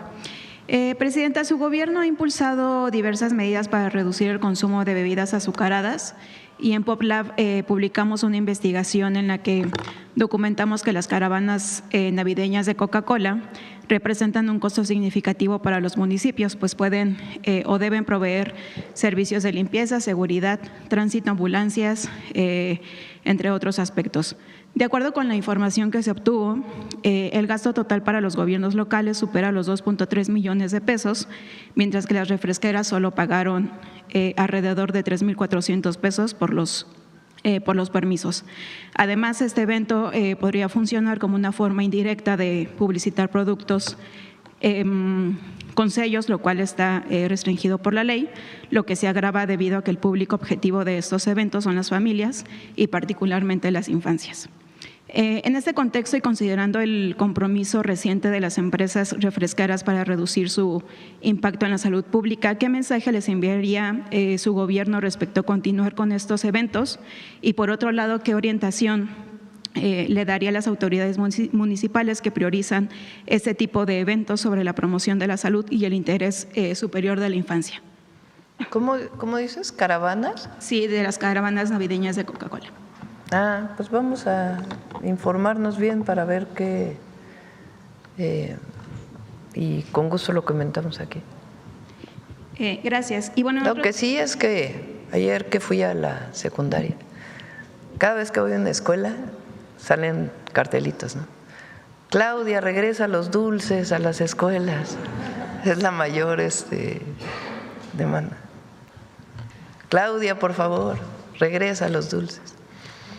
Y ayer les dije, perdón, en esta ocasión tengo que ser mamá, tía o como lo quieran ver, pero el exceso del consumo de azúcar hace mucho daño, particularmente los azúcares. Ahora vamos a presentar pronto.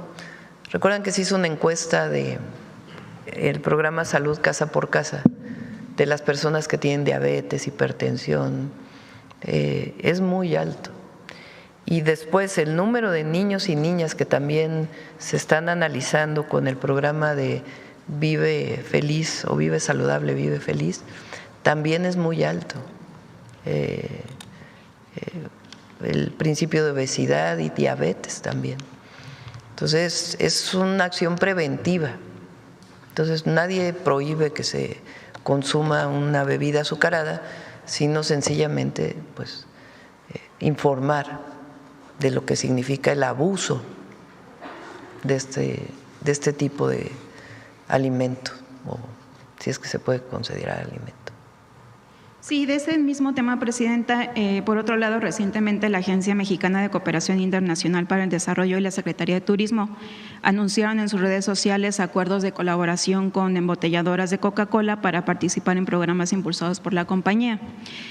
¿Considera que ese tipo de alianzas son necesarias, tomando en cuenta que podrían percibirse como una forma de promoción comercial o incluso representar un posible conflicto con las políticas de salud pública de su gobierno? Pues tendría que revisarse bajo qué condiciones. Gracias. Y en otro tema, Presidenta, sobre el acueducto de Solís León, se han presentado protestas de usuarios de módulos de riego del Distrito 11 al que surte la presa Solís en Acámbaro, en Guanajuato. Ciudadanos y productores han criticado el hecho de que muchas comunidades tienen carencias históricas de financiamiento público para atender sus rezagos, incluyendo el suministro de agua, y ahora se plantea llevar el líquido, pues el agua a otras ciudades del estado que han sido pues más favorecidas. Se quejan también de que los acuerdos firmados hasta ahora para disponer del agua de la presa y para realizar la tecnificación de riego no han bajado de las dirigencias de los módulos de riego, muchos de los cuales se encuentran en manos de caciques, ¿no?, que tienen décadas en los puestos directivos. Y justo hace un par de semanas en Acámbaro se destituyó una dirigencia con 32 años al frente del módulo local de riego.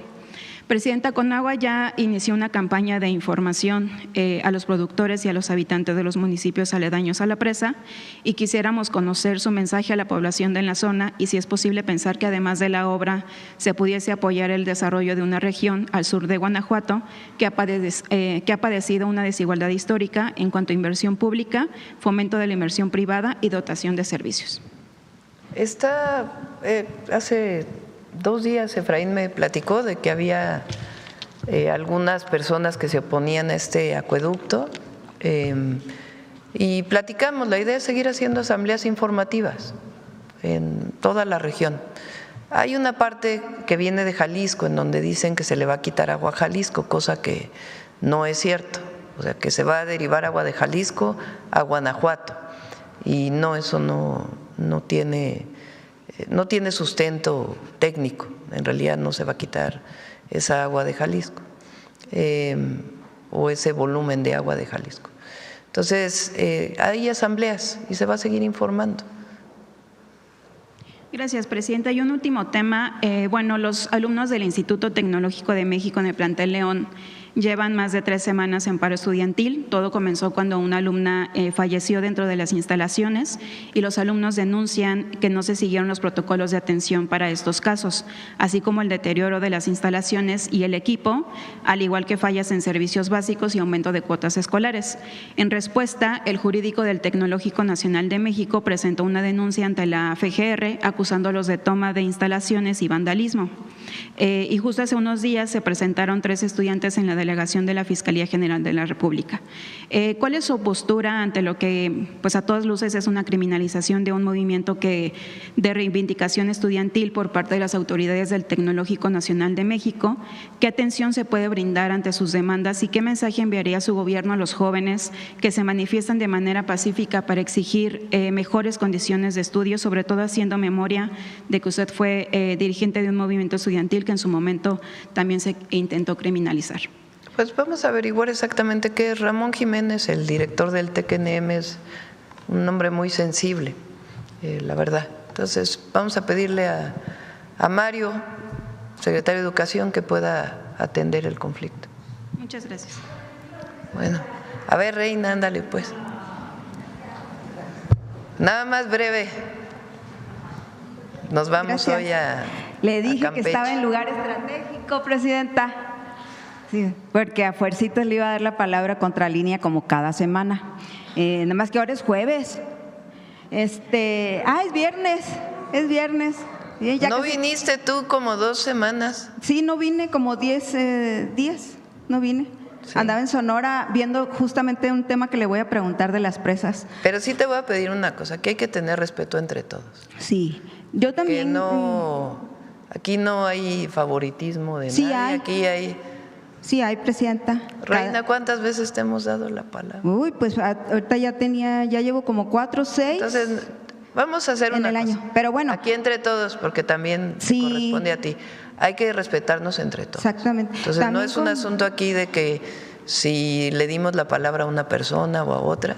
Entonces sí te pido respeto para todos los compañeros de todos los medios. Sí, yo también quisiera pedirle con todo respeto que no haya favoritismos, presidenta, porque hay personas, no solo es Contralínea que le da la palabra cada semana, también a SDP y también a otras personas, a otros que yo les llamo de una forma que no la voy a repetir aquí, pero son afines al sistema en turno. Hoy están afines a su sistema y fíjate, le doy la palabra a los medios, digamos, tradicionales, vamos a ponerlo así, escritos. Quien pregunta de radio también le doy la palabra. Quien pregunta de televisión también se le da la palabra. Hay una televisora que no quiere venir. Sí, pero por afines no me refiero nada más a los youtubers. Y también le damos la palabra a medios alternativos. Claro. Y le damos la palabra a compañeros que tienen sus canales de YouTube o de otras redes sociales. Es un espacio abierto a todas las opiniones y preguntas. Entonces, pero no es equitativo. No. Y por afines no me refiero nada más a los también, por ejemplo, y a los alternativos, me refiero también a los medios tradicionales que también les da cada semana la palabra. Vamos bueno, vamos a apurarnos porque… Te voy a hacer una pregunta, Reina. ¿Cómo se llama tu medio? Yo no tengo un medio, esa es otra, que yo no tengo problema, presidenta, con que ya lo dije, los paleros, o los afines tengan que, yo sé que tienen que comer. Hay que tienen respetarnos, que trabajar. Reina, entre todos. No tengo problema en que, y eso está mal, presidenta. Bueno, por eso, a ver, contéstame la pregunta. No está en el reglamento que te graben. ¿De qué medio, yo no a qué medio perteneces? Y nunca voy a tener un medio yo, presidenta, porque tener un medio implica mucha responsabilidad, implica andarle pidiendo publicidad a los aunque no tengas medio gobiernos o canal de YouTube, de todas maneras te damos la palabra. Sí tengo un canal de YouTube, sí tengo redes y sí tengo medios donde publico. Bueno, vamos a tu pregunta. Libera Radio, que le puedo enumerar todos. Bueno, La Verdad de Juárez, Raichali de Chihuahua, Libera Radio, Política y Rock and Roll. Qué bueno. Hasta tengo 2 de Estados Unidos que ni sé cómo se llaman, pero también ahí colaboro. Bueno, a ver, vamos a hacer tu pregunta. Entonces, esa, ¿cómo se dice? Esa línea que usted pretende imponer, porque también ya lo dijo usted hace mucho, de que dónde publico. O sea, además, presidenta, lo que yo digo lo replica mucha gente, independientemente de que a mí ni me ven en mis redes. Pero la mañanera te da el rating. Pues, pero yo no ni gano de mis redes ni gano de ningún lado, porque ya tanto que han ustedes acotado todo eso, ahora ya no, para agarrar una beca. Acotado? Presidenta, para acotar. Pero a ver, bueno, usted no, AMLO. A ver, ¿qué hemos acotado? Por ejemplo, algunas cosas para bien, Por ejemplo, recortó la publicidad a los medios, eso estuvo muy bien, aunque le sigue dando más a La Jornada, Televisa le sigue dando, y Televisa nunca pregunta, por ejemplo. Le sigue dando, ahora le da nuevos medios alternativos, como le llama usted, Contralínea, y todos esos nuevos, algunos que yo no conozco, pero que están aquí y que nacieron con el presidente Andrés Manuel López Obrador. Entonces él fue diciendo, de aquí no, son independientes, pero bien que agarren la publicidad. Bueno, a ver, vamos a hacer tu pregunta. Entonces, ahora uno para agarrar una beca, andar cazando becas, pues se tiene que fijar de dónde viene y cómo viene, porque luego empiezan la campaña negativa, la desprestigio, y pues hay que estar muy pendiente de eso. Entonces yo prefiero de verdad mi austeridad no republicana, franciscana, o sea, porque pues para andar como ellos, agarrando dinero público que usted le da a Contralínea, que usted le da a SDP, al Chapucero y a cuál otro. Fíjate, Peña Nieto daba más de 10,000 millones de pesos. Claro, presidenta. A los medios. Pero esa era la derecha, los neoliberales. Sí. ¿Por qué la 4T también les tiene que dar? Se ha reducido enormemente. Le ha reducido, pero le sigue dando. No. Le sigue dando a todos. Y entonces, excepto a los verdaderamente independientes, como los de la Alianza Territorial de Periodistas de a pie. No, por ejemplo, a TV Azteca sí no le damos. A los independientes no les dan dinero, tenemos que andar correteando becas y vivir casi como franciscanos. Sí. Dice aquí su privilegiada que el USAID le da dinero hasta al gobierno. Bueno, ya no le da nada porque ya lo cortó Trump, pero ese no era mi tema, pero sí es y no es mi reclamo solo mío, es de todos, presidenta. Todos? Los privilegios que usted le da aquí a la gente, pues le tienen miedo decirle las cosas, pero el privilegio, por ejemplo, el Heraldo ahí está cada rato. ¿Y cuánto le da el Heraldo? A ver, mira, ¿Y cómo la trata el Heraldo? Vamos a hacer una cosa, ¿Y cómo la trata Milenio? ¿Cómo la trata Milenio? ¿Cómo la trata Sin Embargo? A ver, vamos a escuchar. Ese tema era parte de presidente. Reina. Y no era el tema. Te voy a hacer un reto. Vamos a contar cuánto tiempo desde que inició la mañanera ha tenido Reina en la mañanera. Cuéntemelo. El lunes usted le dio media hora el lunes al Vicente Serrano, y pregúntele a Vicente Serrano de dónde agarra dinero. Chequen Álamos cómo vive, presidenta. O sea, me quiere cuestionar a ver, Reina, mí. vas a… Bueno, sí, pero usted… Puedes criticar, nada más lo que sí no se vale decir… No estoy criticando, es le que estoy aquí en la diciendo mañanera, usted… A ver… Yo no estoy criticando, estoy diciéndole a usted porque usted sacó el tema a colación. Lo que no se vale… Fíjate, tú has tenido más tiempo en la mañanera que la mayoría de los compañeros que están aquí. Eso es falso. Sí, vamos a contar los minutos que has participado. Cuéntele a ver, entre todos vamos a poner a votación. Cuéntele a su privilegiada de cada semana cuánto tiempo le da. Reina, pero me parece que hay que tener respeto. Temas, presidenta. A ver, ese tema es en serio. No, es en serio. Hay que tener respeto entre todos. Así es, hay que tener respeto. Cuando tomemos la palabra aquí, nadie más que tú, en realidad, habla mal de todos los compañeros. Yo no he hablado mal de nadie. Bueno. Decir verdades no es hablar mal. Hay que Ellos hablan mal de mí y ni siquiera tienen el valor de decirlo con su propio nombre. Bueno, vamos a contar el tiempo me que normalmente en redes te llevas en la mañanera. Y al mismo tiempo, yo te pido, por favor, que tengas respeto para todas y para todos. Aquí es un espacio de respeto. Todos pueden preguntar lo que quieren, pero es un espacio de respeto y es muy importante para la sociedad en su conjunto. Así es. Respetarnos. La equidad también, la democracia. Sí te pido, por favor, que sea un espacio de respeto la mañanera del pueblo. Sí, muy bien, gracias. Yo también le pido, por favor, que sea más equitativa y democrática a la hora de, si a uno le da la palabra cada semana, pues también a que todos entremos en eso. No habría problema. Yo no me llevaría media hora, presidenta. Si a mí me da la palabra cada semana. Ya se te está acabando tu tiempo. Me llevaría 5 minutos nada más, cada semana. Bueno, yo le quiero decir algo, un tema muy importante a raíz de que por cierto lo están comentando en redes también.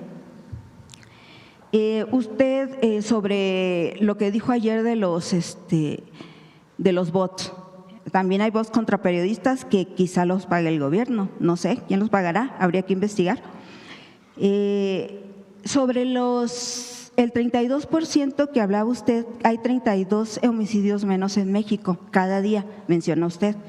y lo ha reiterado muchas veces.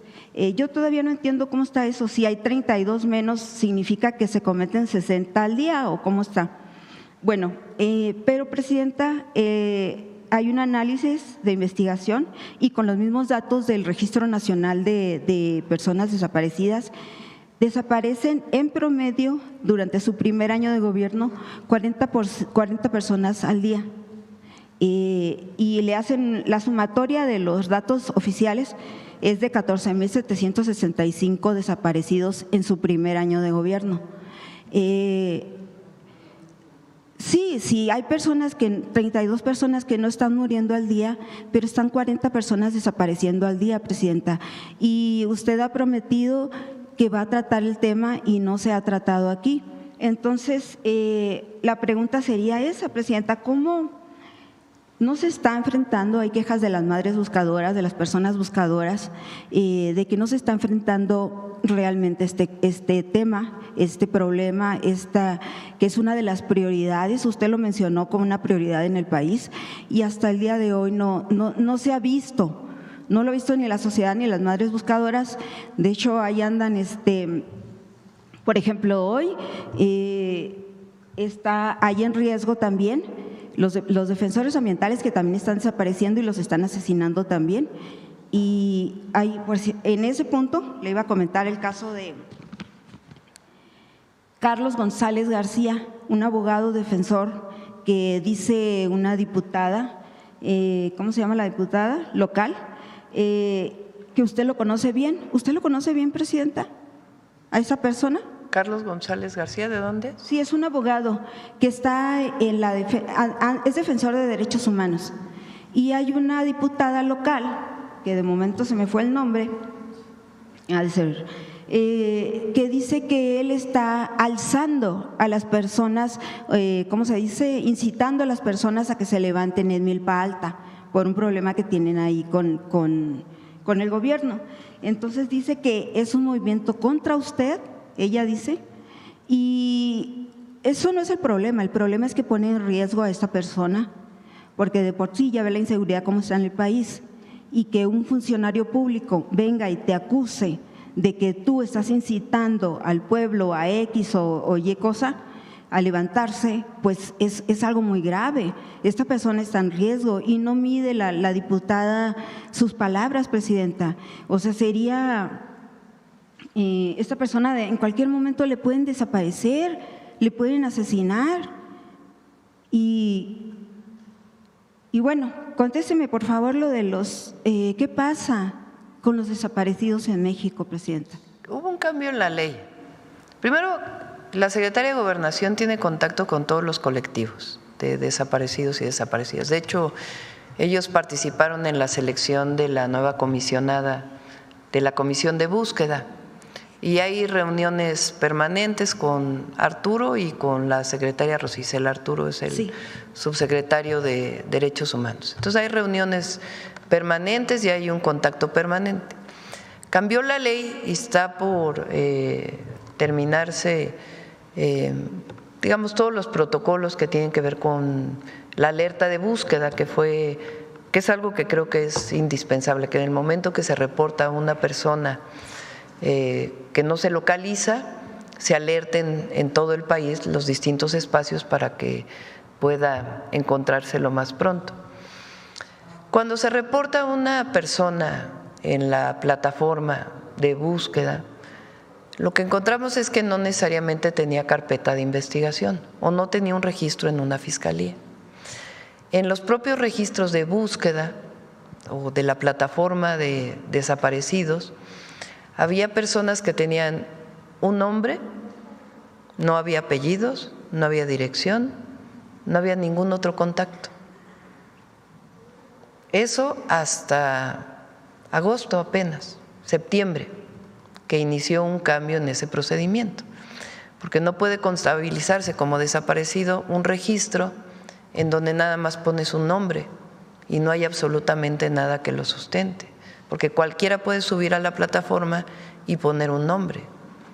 Entonces, ahora la diferencia es que tiene que venir todo completo y además tiene que abrirse una carpeta de investigación. y se hace desde el inicio la búsqueda sea que utilizó que sacó una credencial de lector, que hizo un depósito en algún banco, es decir, un registro administrativo, de tal manera que hay indicios de vida y a partir de ahí la búsqueda ya física. Entonces, por esa razón es que hay un número determinado de personas desaparecidas en la plataforma de búsqueda y lo que está haciendo el equipo de trabajo pues es garantizar que en efecto, primero, todos tengan sus datos completos y segundo, que realmente esté abierto el registro en las fiscalías estatales o ya directamente la carpeta de investigación. Entonces hay un número determinado, muchos de ellos incluso ya fueron encontrados, que no se bajaba de la plataforma de desaparecidos, otro número que no tiene datos y que difícilmente puede contabilizarse como una persona desaparecida porque no hay ninguna información, incluso no ponen teléfono para poder localizar a sus familiares. Entonces hasta ahora que ya se cambió la ley, pues ya se está haciendo el nuevo esquema. Ahora, lo que sí es importante es que hay registro de todas maneras y lo que de todas maneras, aunque no estés tú de acuerdo, Reina, entre octubre o septiembre del 2024 a octubre del 2025 hay una reducción de 37% en los homicidios dolosos en el país. No. Y en el tema de desaparición, lo que estamos es terminando pues de hacer esta revisión. ¿Y por qué están desapareciendo 40 personas al día, Presidenta? Es que ese dato también tiene que ver con lo que estaba en la plataforma, que repito, no necesariamente es una persona que tiene todo, o un registro que tiene todos los datos. Entonces, si en un registro, en una plataforma solo dice, desapareció esta persona, ¿qué persona? Pues solo tiene el primer nombre, ni siquiera tiene apellidos, no tiene teléfono, no tiene ubicación, no tiene contacto. Pues entonces hay que decir, a ver, hay tantos registros, pero en realidad tantas personas completamente registradas con carpeta de investigación en donde se puede presumir que hay un delito de desaparición y al mismo tiempo inicia todo el proceso de localización. Entonces es por esa razón, durante mucho tiempo había muchísimos registros que no necesariamente tienen el sustento. Entonces, ¿cuál es el registro que tiene usted de cuántos desaparecen al día?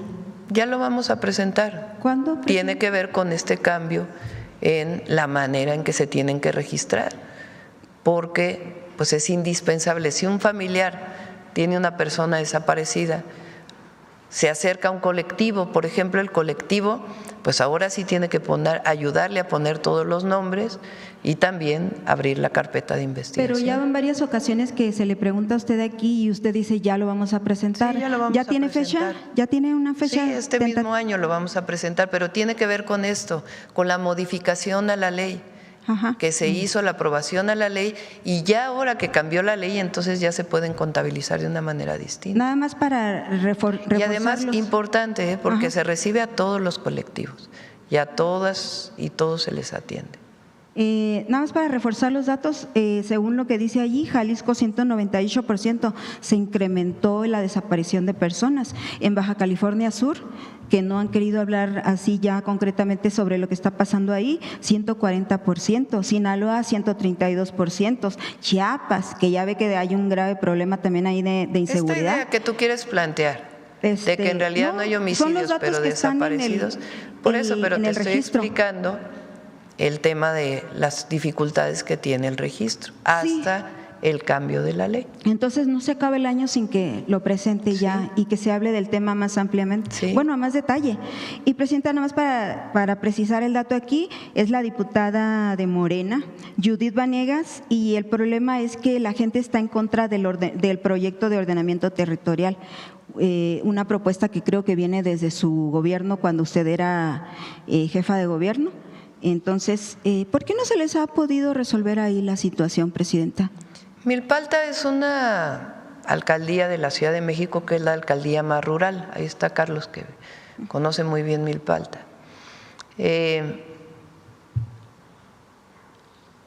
La mayor parte de la tierra de Milpalta es comunal, pertenece a pueblos. Sí. Ahí ha habido históricamente un problema agrario, que es que las autoridades de la comunidad se eligen y luego vienen los amparos, y entonces el núcleo agrario, que es muy importante en términos de la autoridad del pueblo, más allá de las autoridades políticas, porque es la autoridad en términos de la propiedad de la tierra, pues en realidad en este momento no tienen autoridad por la cantidad de amparos que se han interpuesto frente a la elección del núcleo. Ahí participa la Procuraduría Agraria, pero es algo que viene desde hace tiempo. Durante prácticamente 40 años hubo un presidente provisional de bienes comunales, don Julián, que representaba algo muy importante para la comunidad. Fallece don Julián y a partir de ahí pues vienen más problemas relacionados con la elección del núcleo agrario. Se está atendiendo, lo está atendiendo la Procuraduría Agraria y en coordinación también con las autoridades políticas, es decir, el alcalde de Milpalta y pues obviamente la jefa de gobierno. Ese es un primer problema. Otro problema es un conflicto agrario que hay con un ejido ahí en Milpalta y San Salvador Cuauhtenco y la comunidad. Ese es otro problema histórico que tiene. Es que hay mucho desafío todavía ahí en lo agrario. Y también está la Procuraduría Agraria y los tribunales agrarios también. Y además, por distintas razones han crecido asentamientos irregulares ahí. ¿Cuándo se va a ordenar la Procuraduría Agraria y los tribunales agrarios, Presidenta, que dependen del Déjame Ejecutivo? Terminar de explicar el tema de Milpalta. Sí. Entonces, hay muchos asentamientos que han llegado ahí a Milpalta y que también piden pues la regularización. Pero no se puede dar una regularización, primero por temas ecológicos, ambientales, tan fácilmente, y segundo, pues por el problema de que no hay autoridad en el núcleo agrario. Entonces es un problema no sencillo, tiene su complejidad, pero se está atendiendo por parte de todas las autoridades. Y se escucha a todos, independientemente de si son de Morena, si no son de Morena, si son parte del núcleo agrario o son parte de los asentamientos. Y tienen pues muchos usos y costumbres, es la alcaldía donde más pueblos indígenas todavía existen. ¿Cómo va el ordenamiento? Entonces esa es la complejidad de Milpalta y se está atendiendo junto con la jefa de gobierno y a esta persona, este abogado que dices, pues vamos a buscarlo también para poderlo escuchar. Gracias. ¿Y cómo va el ordenamiento, Presidenta, de los tribunales agrarios que dependen de usted, la limpia? Pues ahí para que sean más éticos. Lo han preguntado aquí varias veces y es un tema ahí pendiente. Que está pendiente. También de resolver. Presidenta, nada más para cerrar el tema de las presas, sí anduve allí en Sonora recorriendo el río Sonora. En Ures, en Lures, en Huepac, viendo más o menos la afectación que tendría de realizarse los 3 proyectos que usted tiene de las presas. Nada más le quiero hacer una pregunta, bueno, son varias, ¿no?, sobre ese tema, pero usted el día que presentó su informe aquí en el Zócalo del primer año, dijo que ya se habían iniciado varios proyectos hidráulicos y mencionó el de las 3 presas. Dijo que ya se había iniciado. Y luego ya se le pregunta aquí y después dice usted que no se ha iniciado nada. ¿Cuál es el verdadero estatus de estas 3 presas allá? Se iniciaron los procesos administrativos para los estudios que se tienen que hacer para la probable ubicación de las presas. Pero aquí también dije, y eso siempre lo vamos a manifestar, que si el pueblo dice que no, pues tiene que hacerse una consulta para poder definir si realmente se hacen las obras o no. Entonces, pues ha habido distintos temas en Sonora en particular, pues el último incidente trágico de esta tienda comercial donde fallecieron tantas personas y pues evidentemente en ese proceso fue en Hermosillo, además pues no puedes estar haciendo la consulta en ese momento. Entonces se ha ido posponiendo la consulta por diversas razones, pero tiene que hacerse la consulta para poder pues decidir si se hace finalmente el proyecto de las presas. La mayoría de la gente está pues de acuerdo con las encuestas, pero de todas maneras tiene que hacerse una consulta. Presidenta, para precisar, usted habla de una consulta pública que tiene que hacerse en Marnat. ¿O cuál? Sí, con agua, junto con el gobierno del estado.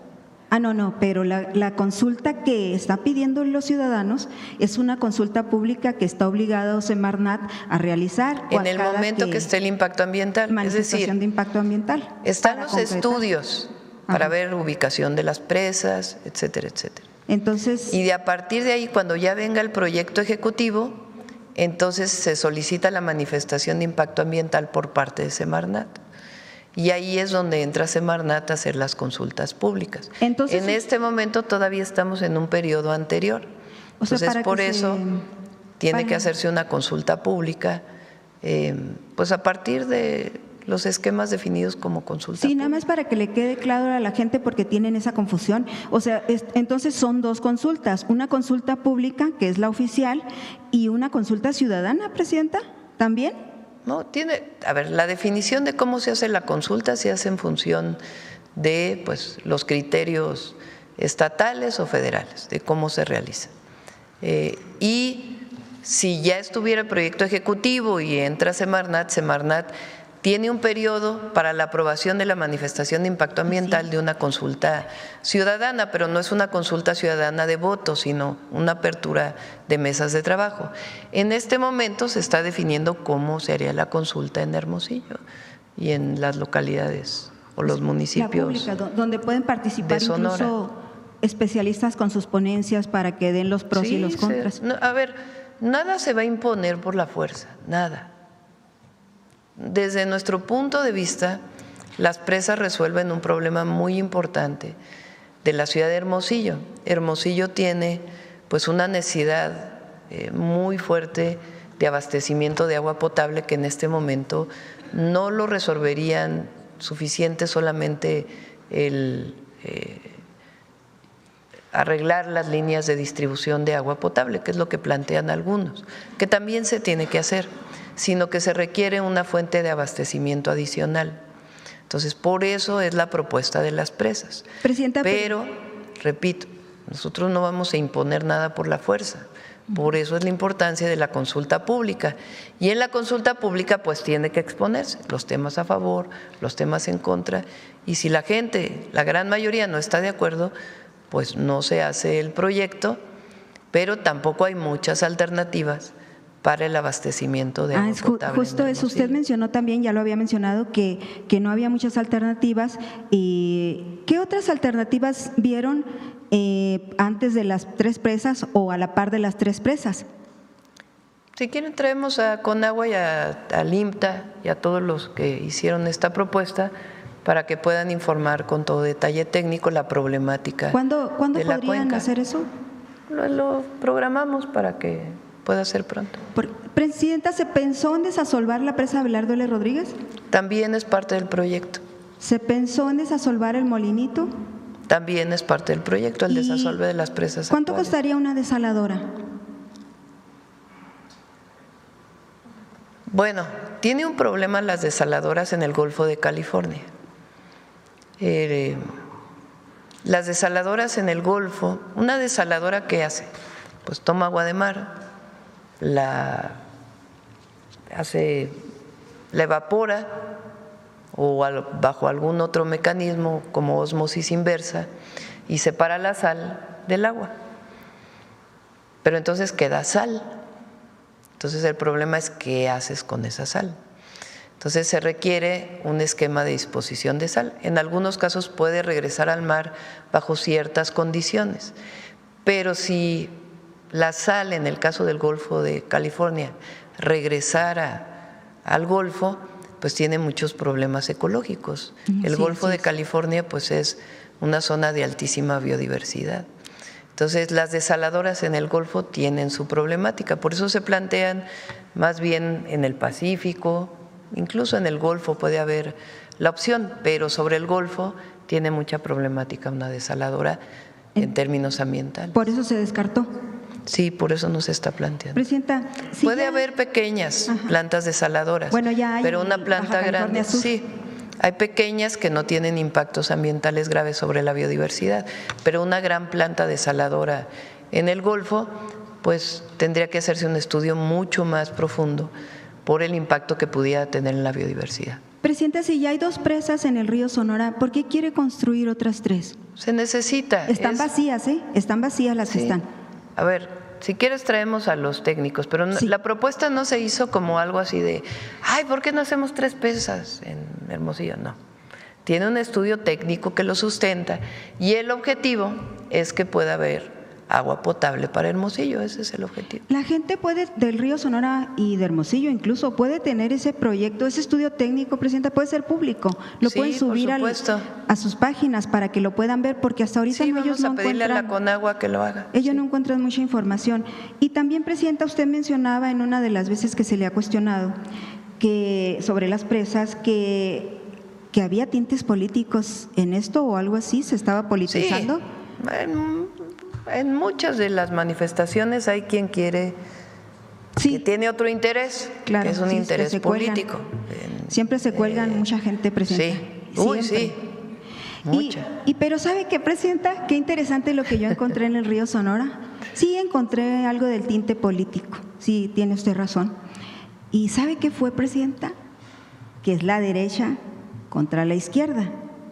Pero ¿sabe usted de qué lado está la izquierda en el tema de las presas?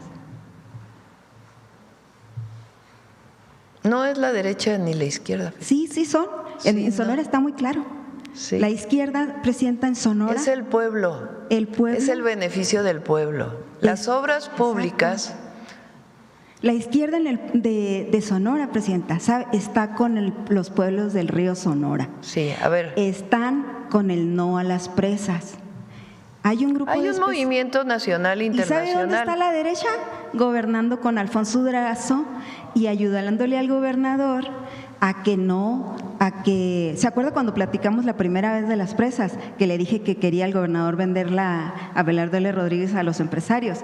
Pues resulta que el gobernador mandó una andanada de 300 funcionarios ese mismo día, a los pueblos del río Sonora a ofrecerles todos los programas del bienestar, a ofrecerles incluso hasta cemento y cosas de esas andan repartiendo los alcaldes para tratar de… Cuando usted dijo hagan la consulta, sí fue, yo ya lo vi, ya lo Reina, constaté. Podemos estar aquí mucho tiempo. Pero ¿Ya ¿Cuánto tiempo lleva, Reina? ¿32? Ay, caramba. Vámonos. Todavía no se rompe. Vámonos, Reina. Pero bueno, la izquierda… 9:50, ahora sí, récord mundial de mañanera Nada más del que pueblo. quede claro eso, Presidenta. Vámonos, Reina. Para que no digan, eres la que más ha hablado de todas las mañaneras desde que iniciamos el 1 de octubre. Amala, yo, récord mundial. Hágame la buena. Reina. Voy a hablar menos si me da la palabra cada semana. Pero la izquierda en Sonora está con el lunes. No a las presas, está con el pueblo. Ya llevas 30 minutos.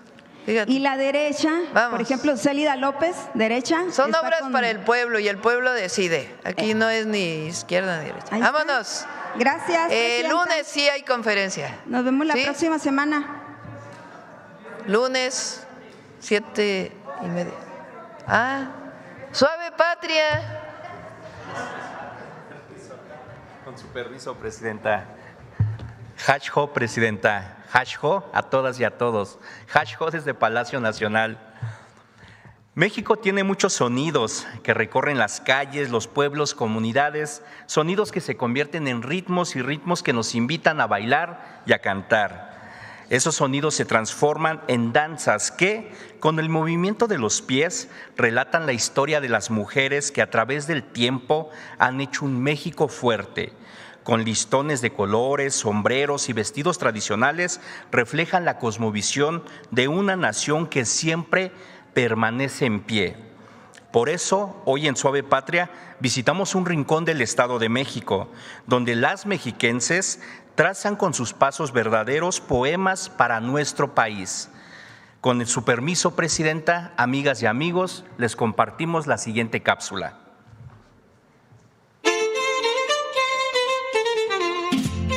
Esta es una hermosa costumbre que se ha heredado de abuelas a hijas y nietas. En la Concepción, Pueblo, Estado de México, las mujeres danzan con trajes tradicionales al ritmo del violín y el tambor, mientras cantan en español y otomí. Aquí no distinguimos ni razas ni colores, aquí involucramos a tanto las niñas, personas mayores, tantos como a nosotros nos llame la atención a la danza. Por eso estamos involucradas, de varios tamaños, porque habemos muchas que nos llama la atención y nos gusta. Y es patrimonio de nuestra cultura. La danza de las pastoras es una práctica cultural y comunitaria que reúne la herencia, la tradición y la identidad. El atuendo que se utiliza es un elemento que expresa el vínculo con sus raíces y costumbres ancestrales. Los colores más que nada son muy llamativos, igual pues podríamos decir que representa al arco iris. Y nuestra vestimenta igual es los pasos que nosotros hacemos en la danza. Es como un tejido de nuestra vestimenta, nuestro bordado. Con nuestra vestimenta nos damos a conocer que somos gente indígena, que hablamos del otomí. Los listones significa la lluvia, la corona significa el sol y la luna. Entonces nuestros bordados pues lo hacemos nosotras. Yo, mis abuelos, mi abuelita me decía, nunca lo pierdas, hija. Le digo, es que abuela, es que mi lengua se me traba. Mi vestimenta es mi fuerza, diría yo. ¿Por qué? Porque con esto me sostengo. Y me atrae una felicidad. Y a lo mejor en esos momentos me olvido de mis quehaceres, me olvido de todo. Y en ese momento pues nomás me pongo ahora sí que pues a seguir el ritmo de la música y pues más que nada pues sentirme pues orgullosa igual de ser una danzanta más, porque de hecho ya lo hacíamos antes, pero pues con el tiempo se va perdiendo muchas cosas y para mí es un orgullo danzar. Esta danza es una forma de preservar la lengua y la cultura otomí, uniendo a mujeres que transmiten su conocimiento y amor por su tierra a través de esta tradición. Como vimos en el video, la música y la danza no solo nos acompañan, nos unen, nos fortalecen y nos recuerdan de dónde venimos, quiénes somos y hacia dónde vamos. Al compás del violín y el tambor, estas grandes mujeres siguen dando la misma fortaleza a nuestro país, la misma fuerza y el mismo amor profundo por México. Así en cada giro, no solo se mueven ellas, mueven a todo México.